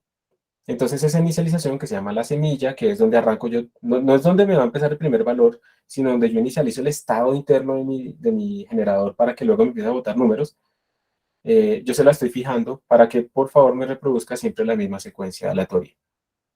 Eso es lo que significa. Es como una, es como decirlo en vez de decir semilla. Es como si tú tuvieras un arreglo y el primer elemento es importante para indicarte cómo va a cambiar a generar el segundo elemento y cosas así. Entonces tú le estás inicializando esa primera parte. ¿Sí? Sí, profe. Listo. Andrés Felipe dice, ¿de por qué la gente quiere matar? No sé. Yo quedé con la duda de por qué se quiere matar a Balarray. Ah, eh, la gente pelea a veces por pelear. Es decir, no les hace nada, pero como ellos no lo usan, entonces piensan que nadie más lo usa. Y entonces, como hay una librería en C++, y bueno, aquí le estamos pasando puros tips a Daniel, Eigen es una librería de C++ que es la que se utiliza para, de forma estándar, hacer álgebra lineal. La utiliza Google, la utiliza un montón de gente con robots y tiene cuaterniones y tiene un montón de vainas. Es la que uno utiliza para hacer álgebra lineal en C++, para no hacerla uno desde cero. Y Eigen tiene arrays, y esos arrays de Eigen se comportan como los arreglos de NumPy. Entonces, como Eigen ya lo tiene, entonces dicen, no, si ya lo hacen otras librerías, entonces ¿para qué lo hacemos nosotros? Pero es porque, pues, digamos, una de las grandes ventajas de que eso esté en el estándar es que cuando yo tenga C++ en un computador, ya tengo los Balarray. No tengo que ponerme a instalar Eigen. Sí, que Eigen es fácil, sí, pero pues eso es fácil para el que ya sabe. O sea, sí, es fácil de instalar, pero una persona que no sepa, pues se va a frenar. Y si mi código utiliza Balarray, ya no tiene dependencias. Si utiliza Eigen, pues tiene una dependencia que es Eigen, que puede ser muy sencilla y rápida y todo eso, pero pues ahí está. Entonces, pues es eso. ¿Listo? Entonces también recomendaciones, Daniel, si vas a utilizar en C++ algo, pero pilas, cuando compiles con esto tienes que compilar con -O3. No se te olvide, o sea, las banderas de optimización son fundamentales para uno obtener bastante rendimiento. -O3, cuando compiles con Eigen, o vas a utilizar Eigen, y -F Open MP por si quieres utilizar threads para que alguien se paralelice en memoria, compartida y tú lo ejecutes de una forma mucho más rápida si sabes utilizar OpenMP, si no, pues no. -O3 es fundamental para que sea realmente rápido. Si no lo haces así, va a ser más lento. Sí, gracias, profe. Sí, sí. El otro sí lo sabía, pero la otra banderita no la conocía. Ah, listo. Bueno, entonces, más preguntas sobre este primero, el color anaranjado. Listo, parece que no. Entonces vamos a ir al color verde. O bueno, agua marina, no sé. Sí, color agua marina. Este color agua marina, tratemos de primero entender para que podamos ver por qué es esto. Nos está diciendo, mire, en cuanto a las filas, párese en el índice 4 hasta el final. Por eso no le puse nada, va hasta el final. No le ponga -1 porque iría hasta el penúltimo, no hasta el último. Porque recuerden que no incluye el último que yo ponga aquí. Entonces no le pongo nada y ahí ya está incluyendo el último. Entonces va desde el 4 hasta el final. 0, 1, 2, 3 y 4. Entonces efectivamente estamos arrancando desde acá y esta también. Ambas las estamos incluyendo. Esta es la de índice 4, esta es la de índice 5. Y nos dice que también para las columnas la misma vaina. Entonces 0, 1, 2, 3 y 4. Entonces estamos incluyendo esta y estamos incluyendo esta. Entonces en total, ¿qué fue lo que sacamos? Pues este cuadrado. Estas dos filas y estas dos columnas. Eso es lo que quiere decir la segunda opción, color agua marina. ¿Preguntas?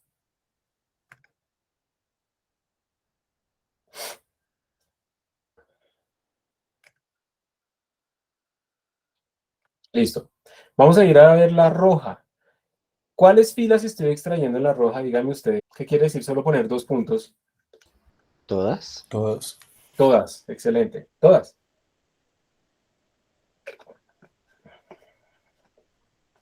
Otra forma de poner todas. ¿Qué pondrían? Para ver, díganme. 0, 2 puntos o colocar de 0 hasta 6, ya que no toma la última. Pero digamos que tú no sabes el tamaño. Pero bien, la primera, 0, 2 puntos también quiere decir todas. Y esta, ¿será que también significan lo mismo? Sí, creo que lo mismo. Lo mismo. Y esta, Esa creo que sí no sirve.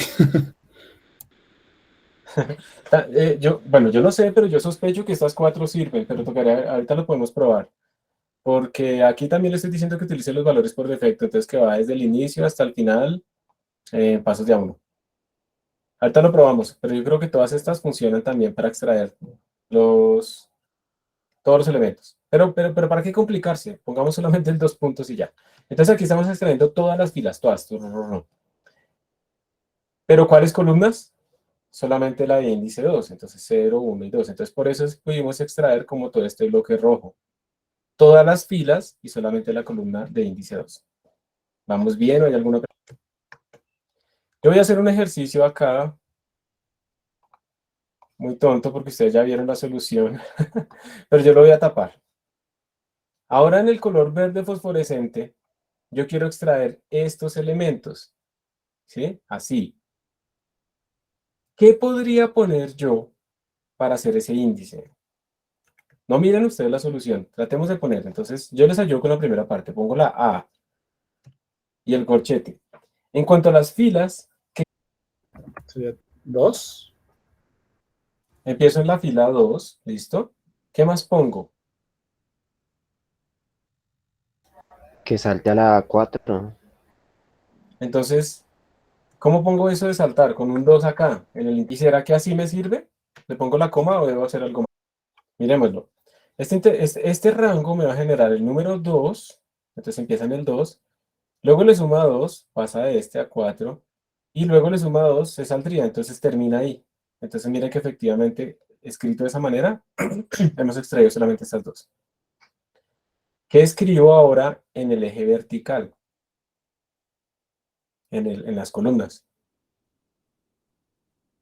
Que vaya de a 2 columnas también. Empieza en 0, entonces podemos no ponerle nada, no le pongo nada, y que vaya de a 2 también. ¿Sí? ¿Así está bien? ¿Eso fue lo que me dijiste? Sí, señor. Si quieres le ponemos el 2, el 0, si quieres no. Pues vamos a ver, entonces produce el 0, listo, produce el 0. Luego le suma 2, produce este man, 2. Luego le suma 2, produce este man, 2. Y luego se saldría, entonces ya terminó. Entonces, esta sería una forma que me serviría, pero yo lo que quiero que ustedes vean es la forma tan sencilla de extraer cosas que se ven no tan sencillas, que no están contiguas entre ellas y que cumplen como una regla rara. Simplemente jugando con la indexación. Y esto es rápido. Vamos a revelar el premio, a ver si era así. O parecido o equivalente, ¿no? Entonces vamos a ponerlo acá. Y tan. 2, 2, 0, 2. El 0 sobra, pero también no pasa nada si lo ponemos explícitamente. Entonces, muy bien. Ganamos el premio. ¿Preguntas?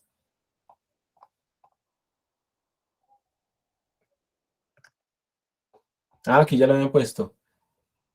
Esto es para sacar a todo el mundo, ¿no? Exacto. Esto es 3, 2, 2, 2, 2. Esa es la corrección, bien. Bien, muy bien. Le pegaron. Profe, una pregunta. ¿Sí?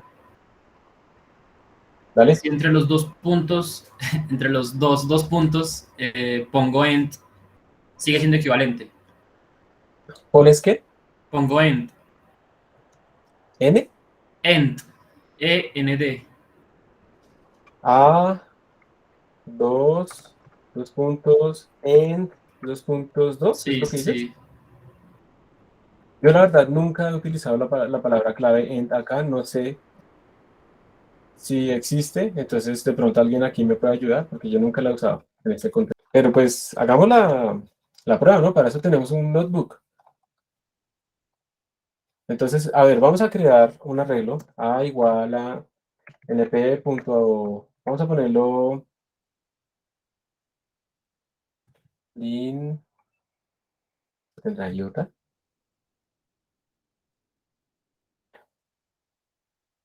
np.once. No me acuerdo cómo genero uno que tenga eso. Bueno, hagámoslo con once por ahora. Y le vamos a poner un tamaño de 3,4. Y ahora lo que voy a hacer es esta sintaxis. Entonces sería, bueno, hagámoslo igualito acá, 5,5. Hagámoslo así, un linspace más bien. Que empieza en 0, que termina en 55 y que tiene de a uno en uno. Y le voy a hacer a punto. Le puedo poner acá, o no lo puedo poner acá, a igual a punto reshape. Y le voy a cambiar la forma. O sea, en este momento estoy generando un arreglo unidimensional, entonces ahora le voy a cambiar el tamaño para que sea 1, 2, 3, 4, 5, 6, 0, Ve, 50. eh, Sí.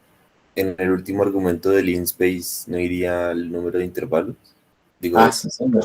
Entonces lo que yo estoy buscando es un range, ¿sí o no? Pero entonces aquí me está dando diferente. A ver, tengo unos 3, 4, 5, 6, unos 3, 4, son 36 valores. Entonces lo vamos a poner hasta 37, ya uno en uno. Y ahora le vamos a hacer un reshape para que quede 6 por 6. Voy a imprimirlo para ver cómo vamos. Y claramente, obviamente, cometí un error. Entonces, espérense, lo pongo acá. Vamos a imprimirlo aquí. Entonces, ahí está, de 0 hasta 36, listo. Pero entonces estoy cometiendo un error en el reshape. Probablemente alguna cosa de sintaxis. Entonces, espérense, vamos a pedirle ayuda. 36 hay 37 datos. Señor, De 0 a 36 hay 37 datos. 0,36 a 37 datos, tienes razón. Pues por eso era que no coincidía, ¿sí o no? Listo. Entonces ya lo arreglé de esta manera. Miren, ya tengo un arreglo bidimensional que tiene este tamaño.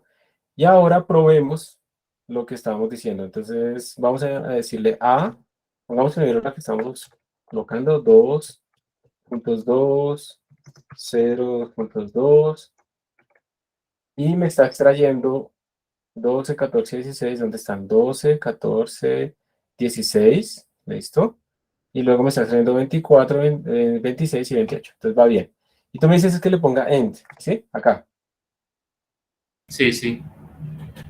Mira, no, a mí me sale un error. Yo creo que él no entiende qué significa la palabra end ahí. Dice que is not defined. Ah, es que yo me acordaba, por ejemplo, cuando no teníamos el último dos puntos del rango, que uno podía poner hasta end o no.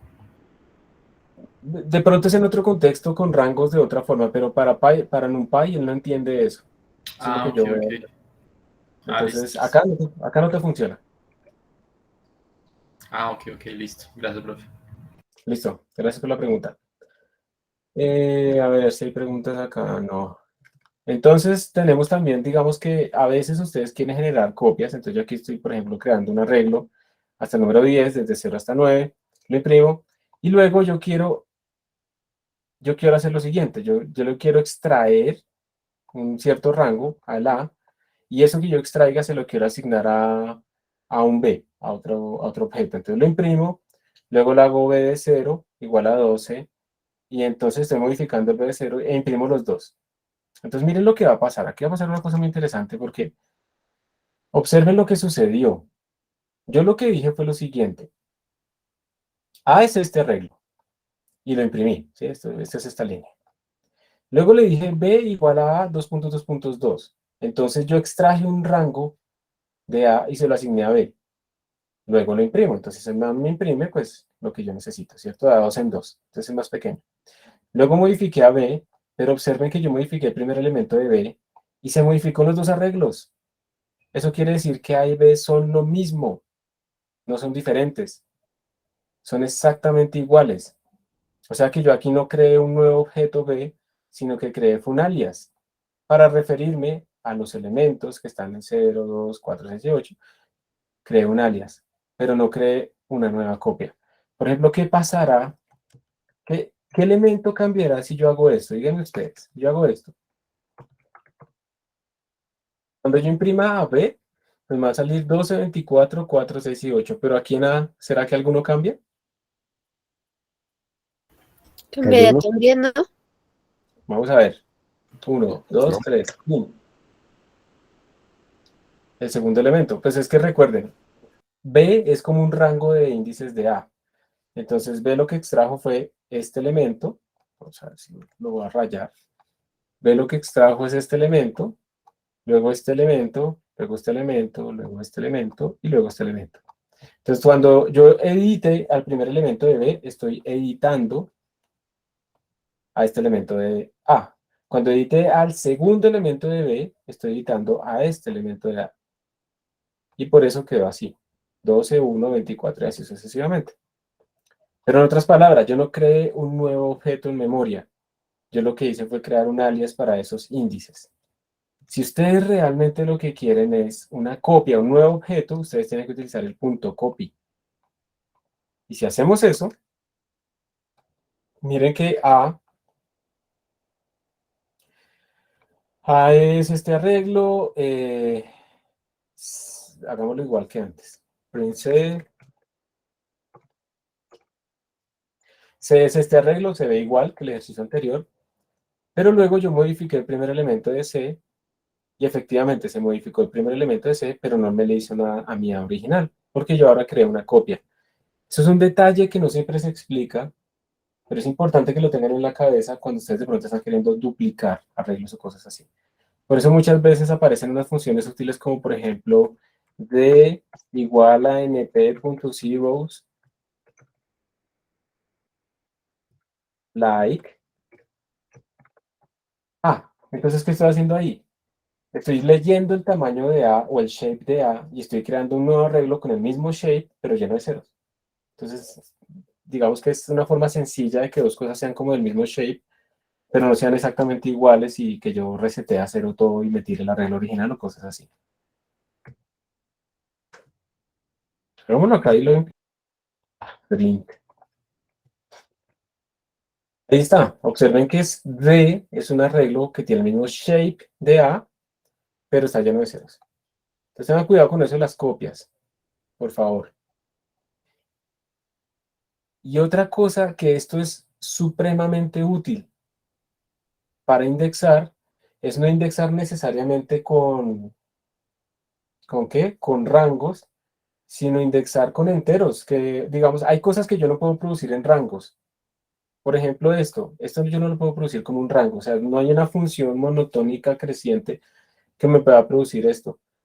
Miren lo que va a pasar, voy a comentar un momentico acá. Entonces hicimos un A-Range que tiene 0, 10, 20, 30 hasta 90. Por favor, miren esta sintaxis. Ojo que yo no estoy indexándola con comas acá, sino que yo le estoy diciendo, extráigame lo que está aquí adentro de esta secuencia. Cuando utilizamos dos puntos y esas vainas, estamos generando una secuencia facilita. Pero acá yo le estoy dando una lista de enteros, y esa lista de enteros son los índices. Ustedes de pronto no lo han corrido. Si no lo han corrido, ¿qué será lo que me imprime esta vaina? Aquí en el comentario, a ver. ¿Qué me va a salir en la pantalla? Yo veo que un arreglo con, no sé, el elemento 2, el elemento 3, el elemento 2 otra vez, el elemento 4, el elemento 2 otra vez. Exacto, elementos con esos índices. Entonces, ¿cuál es el valor del elemento con índice 2 en mi arreglo A? 20, Entonces saldría 20, con índice 3 es 30, 30. luego vuelve a salir 20, luego sale 40 y luego vuelve a salir 20. ¿Estamos de acuerdo? Sí. Shift Enter, ahí están, 20, 30, 20, 40, 20. Eso es una indexación que yo no puedo hacer con un rango.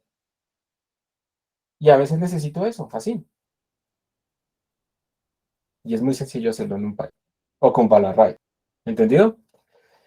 Entonces, esto es otra parte que es indexar con índices. Yo, por ejemplo, esto me sirve no solo para extraer, sino para cambiar valores. Entonces, miren que ahora estoy diciendo, esos índices existen, sí, que los elementos con índice 9 y con el índice 7 van a valer menos 100. Entonces, observen que el elemento con índice 9 y el elemento con índice 7 ahora vale menos 100.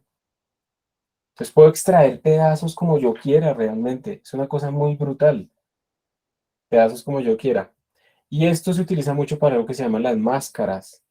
Las máscaras son unos arreglos booleanos que cumplen cierta condición. Uno le puede preguntar, por ejemplo, venga, dígame cuáles son los índices que cumplen que el valor que está ahí guardado sea mayor que 50. Mayor o igual que 50, dice acá. Entonces observen que esto me generó, la máscara que la estoy imprimiendo, me generó un arreglo donde es true cuando se cumple esta condición y false cuando no se cumple. Entonces, por ejemplo, 0 no es mayor que 50, entonces tiene false, false, false, false, false. 50 es mayor o igual que 50, entonces eso es true. 60 es mayor o igual que 50, true. Menos 100 no es mayor o igual que 50, false. 80 sí, true y false. Entonces observen que esto me retornó a mí un arreglo booleano. Y si yo después hago esto, extraer, o sea, como índice utilizo la máscara, él me extrae solamente los índices donde esto dio true. Entonces aquí extraje los elementos que son mayores a 50. Que sí, que yo podía haber también escrito esto. A mayor o igual a 50. Esto también se puede hacer. Es completamente equivalente. Y yo puedo hacer esto y me salen los elementos que cumplen que A es mayor o igual que 50. Pero a veces pensar en términos de máscaras es bastante útil porque uno puede crear máscaras más complejas, con condiciones más difíciles y cosas así. Ya es por gustos. Pero esto es supremamente útil. O sea, no solamente estoy indexando consecuencias o con enteros, sino también por condiciones.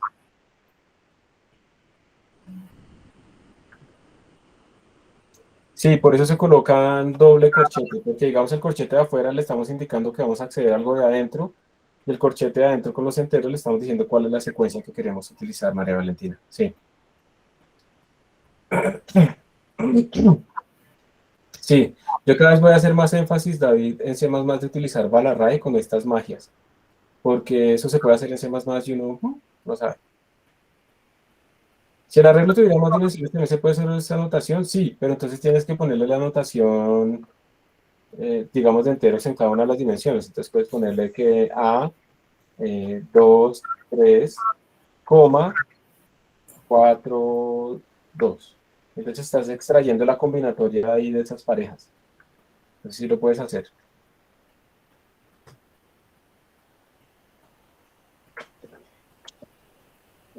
¿Listos? Bueno. Y finalmente, algunas operaciones numéricas para que ustedes vean qué es lo que sucede con los arreglos de NumPy o con los Balarrays. C++. Aquí estamos generando un arreglo que tiene los elementos 1, 2, 3, 4, que tenemos con una lista, podría ser una secuencia. Estamos imprimiendo nuestro arreglo, pero que hay como un ruidito ahí de fondo, acá. Bueno, John Sebastián, tienes activado tu micrófono. Y no te puedo mutear. Eso, gracias. Entonces aquí lo estamos imprimiendo, aquí estamos imprimiendo el arreglo más 1 y el arreglo por 2. Observen lo que está sucediendo. A diferencia de las listas, aquí lo que estamos haciendo es sumarle 1 a cada uno de los elementos. Y aquí estamos haciendo es multiplicar por 2 cada uno de los elementos. Esto es lo que pasa. Ocurren las operaciones componente a componente. Yo aquí estoy generando un nuevo arreglo B, que es np.ones, está lleno de unos, más 1. Entonces, cuando lo imprima, me va a dar 2, 2, 2, 2, 2. ¿Por qué? Porque este más me genera un arreglo lleno de unos, tamaño 4, y luego a cada uno de los elementos le sumamos 1. Y después vamos a poner B menos A, que es coger este arreglo B y le vamos a restar este arreglo de 1, 2, 3, 4. Entonces observen que, bueno, quedó 2, 2, 2, 2, 2. Y cuando hago B menos A, entonces él está restando. Entonces 2 menos 1 me da 1. 2 menos 2 me da 0. 2 menos 3 me da menos 1. Y 2 menos 4 me da menos 2. Entonces ocurre componente a componente. Y aquí pues estoy volviendo a colocarlo de un ejemplo de las listas. Aquí estamos haciendo una lista que solamente le está sumando el número 1 a cada uno de los elementos. Ese es un arreglo, perdón, de NumPy. Y aquí estamos haciendo una lista que solamente le está sumando 1 a cada uno de los elementos. Y ya sabemos pues quién va a ganar, ¿sí o no? Cuando yo lo ejecuto, aquí se está demorando un poquito, pero porque está haciendo promedio, vamos a ver.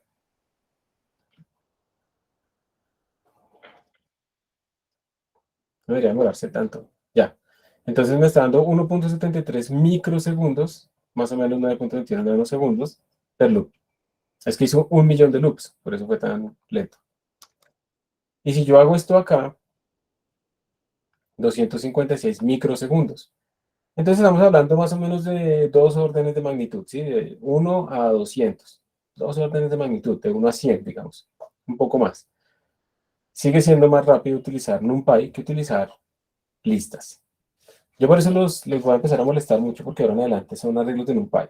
Y nada de Appen ni nada de esas vainas. En general vamos a saber el tamaño de nuestras iteraciones, vamos a saber el tamaño de nuestras estructuras de datos, entonces no tenemos que hacer tanta reserva de memoria y cosas así. Y tanto, ¿cómo se llama? Allocation, de pedir tanta memoria y estar cambiando tamaños. Appen, no. Evitar al máximo los Appen. ¿Preguntas? ¿No hay?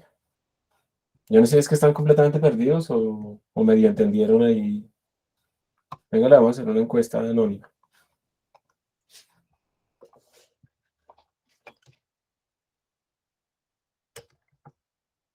¿Has entendido algo? Pueden responder anónimamente. Solamente es para yo hacerme la indagación. Ahí está. Entonces, no entendí lo del más uno en el join, en el time. No, simplemente estamos verificando si yo tuviera un arreglo, cuánto me demoro yo en sumarle 1 a cada uno de sus elementos. O sea que aquí estamos generando como un nuevo arreglo que sería como A más 1. Es como si hubieras visto acá, mira, tenemos el A y estamos haciendo esta operación, sumarle 1 a cada uno de sus elementos. Simplemente estamos haciendo eso y estamos mirando cuánto se demora esa operación para un arreglo de tamaño 10.000. Eso es lo que estamos mirando. Entonces esto me genera un nuevo arreglo temporalmente aquí en este timeit, que lo que hace es sumarle 1 a cada uno de los elementos que tenía esta A. Y esto genera una lista que lo que hace es sumarle 1 a cada uno de los elementos que tenía este valor de L acá. Eso es lo que estamos haciendo ahí. Ah, listo. Vamos a ver qué dijeron. ¿Cuál es la mejor forma de iterar en un array para añadir diferentes elementos? ¿Cómo así para añadir diferentes elementos? O sea, como irlo recorriendo y irle colocando cosas. La idea, eso es una buena pregunta si lo entendí bien. La idea es que con los arrays traten de no hacer for. En lo posible. Yo quiero sacarle el seno a mi arreglo. Entonces no vamos a hacer un for para cada elemento. Vamos a utilizar el seno sobre el elemento, sobre el array, y eso ya le está sacando el seno a cada elemento. No, que es que quiero hacer una función que no está ahí. Entonces utilizamos funciones lambda o algo así. Vamos a ir viendo ese tipo de cosas poco a poco, pero la idea, digamos, quédense con la idea es, vamos a tratar de no utilizar for en los arreglos de NumPy. Los arreglos de NumPy operan componente a componente precisamente tratando de evitar for. Y cuando uno instala versiones optimizadas de los arreglos de NumPy, esas versiones pueden estar incluso paralelizadas para utilizar varios cores de nuestra máquina. Entonces, cuando uno utiliza for, uno rompe eso.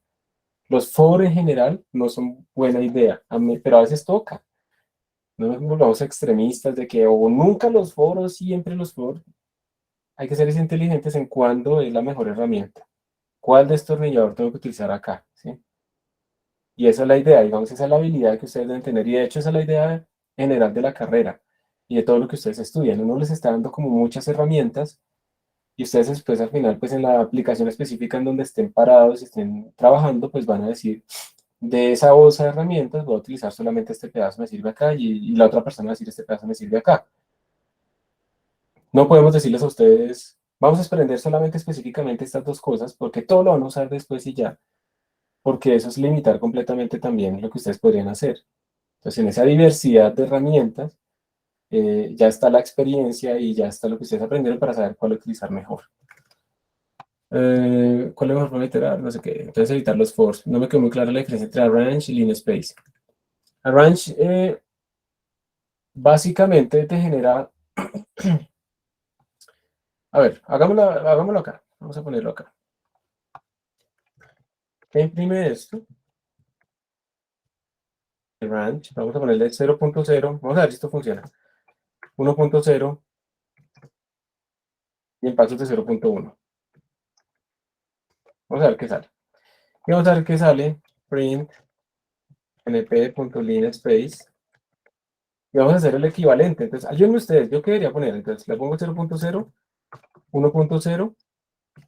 ¿Y qué le pongo acá? 10. 10. Porque él me pide ese número de intervalos. Bien. ¿Sí me dio igual o no me dio igual? Ah, el data in podría ser. Ah, no, no sé. Está incluyendo el último y el otro no lo incluye. Entonces tendrá que ponerle aquí en point, creo que era así. Igual false. No, es con minúscula. En point. Aquí le estoy diciendo que no me incluya el último. Y dio lo mismo. En range le damos el incremento. En lean space le damos cuántos queremos. Esa es la diferencia. ¿Se puede hacer algo como array comprehension? ¿Puede acceder para acceder a array de IJ? Yo no sé.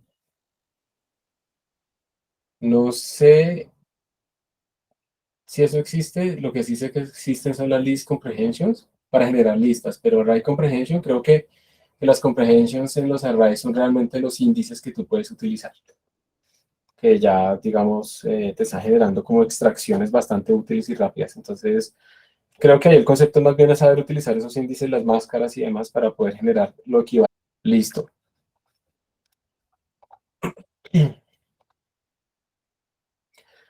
35 sí ha entendido algo y 1 no ha entendido nada.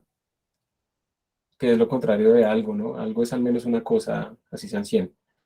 Entonces, pues pregunta, el que puso que no, pregunta ya, porque si no, no sirve de nada la clase. Daniel, adelante. Tenía una pregunta era de cómo, o sea, entonces cómo se hacía la suma, o cómo es que hace internamente la suma pi del 1, porque digamos, digamos, en la lista, pues que se hace ahí con el for y demás, pues es más lento. Entonces, NumPy, esa suma, pues sí, la tiene optimizada o la hace de alguna forma, pero no entiendo cómo la hace y por qué resulta siendo más como No, pues rápido. digamos que aquí yo creo que puede uno recordar un poquito los arreglos. A ver, pensemos lo siguiente. Un procesador normalmente, digamos, tiene como varias canales por donde puede hacer cosas. Entonces, digamos que tengamos un procesador de cuatro carreteras. Entonces, digamos que por acá entran los datos y por acá se leen las instrucciones. Entonces, vamos a aplicar la misma instrucción para diferentes datos.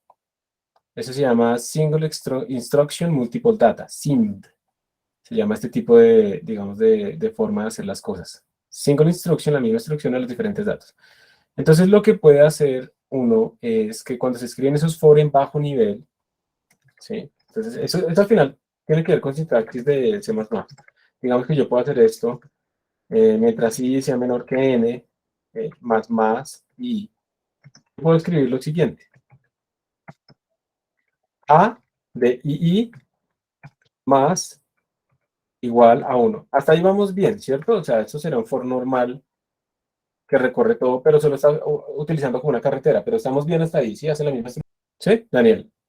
Sí, ajá, sí, sí. Listo. Ahora, lo que puede hacer uno en C++, y lo que hace el compilador, uno ya no debería hacer eso, es que uno puede hacer una vaina que se llama loop unrolling. Y el loop unrolling lo que hace es decir, no, venga, este procesador tiene 4 formas de hacer las cosas, entonces para yo llenar el pipeline completamente, lo que puedo hacer es i igual a i más 4. Y entonces yo aquí le pongo esto, luego le pongo esto más 1, luego le pongo esto más 2 a los índices, Luego le pongo esto más 3. Esto se llama utilizar las instrucciones SIMD. Y esas instrucciones SIMD están, digamos, en todos los procesadores modernos, básicamente. De esta manera, este loop, que ya está, yo no sé cómo se traducirá, unrunning, ya está desenredado, bueno, desagregado, digamos, ejecuta estas 4 instrucciones al tiempo. Y esto no es paralelización necesariamente de varios hilos, estamos hablando de un solo proceso, un solo thread, un solo hilo, pero que utiliza el procesador de una forma más eficiente, entonces ya es 4 veces más rápido. Y otra cosa es que si n es gigante, yo podría decirle a cada yo podría generar 4 procesos o 4 threads, decir la primera thread, usted se encarga de los primeros, la primera cuarta parte, usted la segunda cuarta parte, tercera cuarta parte, cuarta parte, y cada uno de ellos también utiliza el loop unrolling. Entonces cada vez que se esté ejecutando, corren 4 veces más rápido, entonces en general tendría una speed up, una aceleración de 16 veces, en ese ejemplo así ideal que me estoy inventando. Entonces hay muchas técnicas por debajo que lo hacen más rápido. Y como acceder, o sea, lo que pongo corchetes, acceder a los elementos es muy eficiente porque yo sé indexarlos rápidamente y como están contiguos en memoria, entonces están ahí disponibles en la caché, no tengo que ir hasta la RAM y todo eso, por eso es más rápido, ¿sí? Pero en el fondo está haciendo lo que uno aprende en C++, pero con algo. Ok, vale. Sí, pensaba que de pronto hacía algún truquito en memoria o algo, pero no, ya. El truco es que todo esté cerca.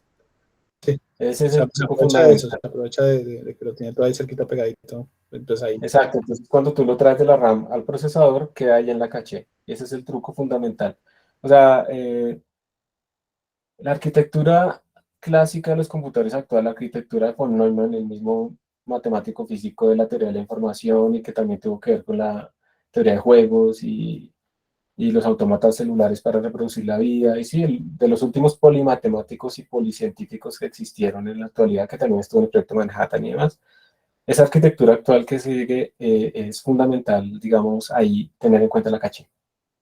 Y cuando uno no tiene en cuenta la caché, pues sí, hacemos un programa con listas de Python y Open y fácil y no sé qué, pero pues una vaina que no es eficiente.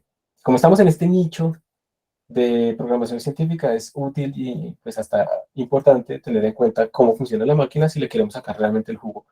Una de las razones por las que se les da dinero, por ejemplo, a proyectos como los de CERN, no es porque, o sea, si ustedes van a de un político y le dicen, no, es que queremos ver cómo se fundó el universo y que no sé qué, no les van a dar plata. Pero el CERN, por ejemplo, genera mucha patente en electrónica, en FPGA, en un montón de circuitos especializados para poder procesar terabytes de datos por segundo que se producen en una colisión. Y eso genera interés comercial. Y por eso es que aparece también el funding para ese tipo de cosas, ¿sí? Eso no es solamente por la teoría como tal, los resultados y los artículos en PRB o lo que sea, es porque eso también genera tecnología nueva. La NASA, por ejemplo, también genera mucha tecnología nueva que al final termina llegando a las personas. Entonces, pues, digamos que hay mucho trabajo por detrás para que estas vainas sean eficientes. ¿Listo?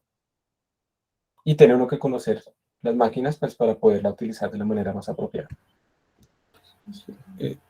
Profe, una preguntita ahí porque, pues, porque es algo que me confunde igual un poco. O sea, sí tengo la noción básica de eso pues de que la RAM, digamos que la RAM es como más lento a acceder a la información que la caché, pero realmente como que no sé si es o sea, físicamente dónde está ubicada en el computador eso de la caché y de la Pues RAM. digamos que, sí, o sea, cuando tú tienes tu procesador, los procesadores todos tienen una memoria chiquitica ahí que se llama la caché de nivel 1, caché de nivel 2, que es un poco más grande, y caché de nivel 3, ya los últimos procesadores. Cuando son procesadores multicore, entonces uno puede tener cosas así, tengo el primer core, tengo el segundo core, cada uno de esos cores tiene, digamos, su propia memoria de nivel 1 y nivel 2, y puede ser que la memoria de nivel 3 esté compartida entre ellos, ¿sí? Entonces, la RAM está por acá, para que ponerla lejos, y entre estos dos manes, pues está el bus de la BIOS. Ese bus de la BIOS es más lento que los buses que existen aquí de comunicación entre las cachés y el procesador. Pues porque ese bus no solamente está optimizado para transferir información, digamos, de números, sino que está optimizado para transmitir muchas cosas y ocupa físicamente mucho más espacio y demás. Entonces el ancho de banda de esta vaina puede ser 1000 veces o 10.000 veces más lento que el ancho de banda que yo tengo acá. Pero precisamente como este ancho de banda es tan grande, entonces esto es más caro de hacer y por eso es más chiquito. Porque pues uno diría, pues hay tan bobos, pues hagan más memoria caché, ¿cierto? Tan bobos. No, lo que pasa es que hay restricciones, o si no, pues obviamente ya lo habrían hecho. Y por eso, por ejemplo, los computadores actuales ARM que ustedes utilizan en los celulares y que ahora se utilizan en los computadores, son computadores que son mucho más sencillos en instrucciones, a los CPUs más bien, que los x86, que son los que utilizan Intel y AMD, aunque AMD va muy bien en la parte de ahorro de potencia. Y son procesadores que se llaman System on Chip, porque estos manes lo que hacen es poner casi que la memoria RAM aquí pegada también. Y entonces son mucho más rápidos para acceder. Ustedes vieron que, por ejemplo, en algunos timings que yo sacaba era más rápido en mi computador que Colab, pero Colab tiene computadores muy, muy buenos. Pero no es porque necesariamente sea más rápido, sino porque el acceso a la memoria es más rápido. ¿Sí? Aunque de todas maneras, pues al final se hacen programas lentos y por mucho que tenga un supercomputador, pues la vaina va a ser lenta. Pero es porque se pega todo acá. O sea, el problema es la latencia. Cuando yo voy a pedir datos, yo no solamente me demoro en es como si yo fuera a ir a la universidad. La latencia es lo que me demora en llegar hasta Transmilenio, que es como empezar el transporte real. Ya en el transporte me va más rápido, pero luego tengo que entregar el dato. Entonces también hay una latencia de empezar la transmisión de información, transmitir la información y procesar la información que recibí. Todo eso suma. El mundo está lleno de delays. O sea, nosotros estamos por todo lado lleno de latencias. Una cosa de latencia brutal que se vio mucho en la pandemia fue no tanto aquí en lo que estamos hablando nosotros, sino por ejemplo para las bandas de música. Porque resulta que el oído humano puede ya distinguir diferencias como de 100 milisegundos en aplausos y cosas así, o en el llevar el pulso. Entonces era muy difícil para las bandas ensayar entre ellos si estaban muy alejados en diferentes ciudades, porque aparte de que la velocidad de la luz pues sí es muy rápida y todo, pero se nota, hay latencias, entonces si la gente está conectada con la wireless, entonces hay una latencia más grande que cuando está conectado con el cable, y entonces empezaron a desbalancearse, y por eso ellos tienen unos sistemas que tratan de disminuir al máximo la latencia, pero al final uno no la puede evitar. Entonces eso no lo ve uno hasta que lo empieza a notar, y pues eso era un problema que pasaba mucho con las bandas de música durante la pandemia. Entonces les tocaba revivir relativamente cerca para que no se viera ese efecto. Entonces la latencia está por todo lado y hay una latencia aquí también entre la caché y la RAM y eso pues es lo que sucede. ¿Listo? Sí, gracias, Roy. Con gusto, sí, hay mucha latencia. Uno también tiene latencia. La latencia, por ejemplo, cuando ustedes van a cambiar de tema. Entonces estamos ahorita en un país, no sé qué, no sé qué, no sé qué. Se acaba la clase y entonces van a pasar a otro lado. Ustedes tienen una latencia. Y si esa latencia es muy grande, como tengo que estudiar tal cosa, pero el libro lo tengo allí, pero es que tengo pereza, pero es que tengo hambre, pero es que eso es una latencia y entre más le cueste a uno empezar a hacer algo, más difícil va a ser hacer eso. ¿Qué es lo que debe uno pensar? Que empezar a hacer una tarea no le cueste casi. Yo, por ejemplo, tengo aquí unas sesiones en la terminal que me están a mí diciendo, esto es programación, esto es herramientas, esto no sé qué. Entonces, si yo me paso a esta sesión, tengo absolutamente todo el contexto de esa sesión y puedo empezar a trabajar de una vez. Pero si me paso a esta sesión, tengo el contexto de esa otra sesión y puedo empezar a trabajar. Entonces, no tengo tanta latencia para hacer eso y el cambio de contexto está solamente en mi cerebro, que es importante y que también hay que tenerlo en cuenta. Uno no puede hacer muchas cosas al mismo tiempo, eso es falso. Uno tiene una capacidad reducida y entonces si uno hace muchas cosas al tiempo está dividiéndola, esa capacidad. Es preferible hacer una cosa, parar, hacer la otra, parar y demás. Y si me cuesta mucho ese cambio, pues estoy fregado. Entonces buscar siempre que sea fácil, que no tenga, ¿a dónde fue que guardé ese archivo? No, tengo que tener una estructura simple que me permita rápidamente llegar allá, que casi no tenga que pensar, que se vuelva automático, que casi no haya latencia. Bueno, entonces aquí les quedan unos ejercicios, qué pena que me pasé. Yo les voy a mandar a ustedes para que hagan uno de estos. Entonces básicamente va a ser como una integración que utilice loadtxt para leer un archivo, que le procese, le haga unas cosas y todo utilizando NumPy. O sea, la idea no es utilizar form ni nada, sino todas las librerías estándar de NumPy. Y ya, muchas gracias por su atención y por venir a clase. Muchas gracias, profe. Hasta luego. Hasta luego, profe, gracias. Que estén muy bien. Feliz fin de semana. Con gusto. Bajar de grabar. ¿Tienes otra pregunta, David? ¿Tienes la mano levantada? Es sobre la tarea ¿Qué tocaba enviar hoy? Bueno, no, tocaba enviar el jueves a las 7. Es que yo no,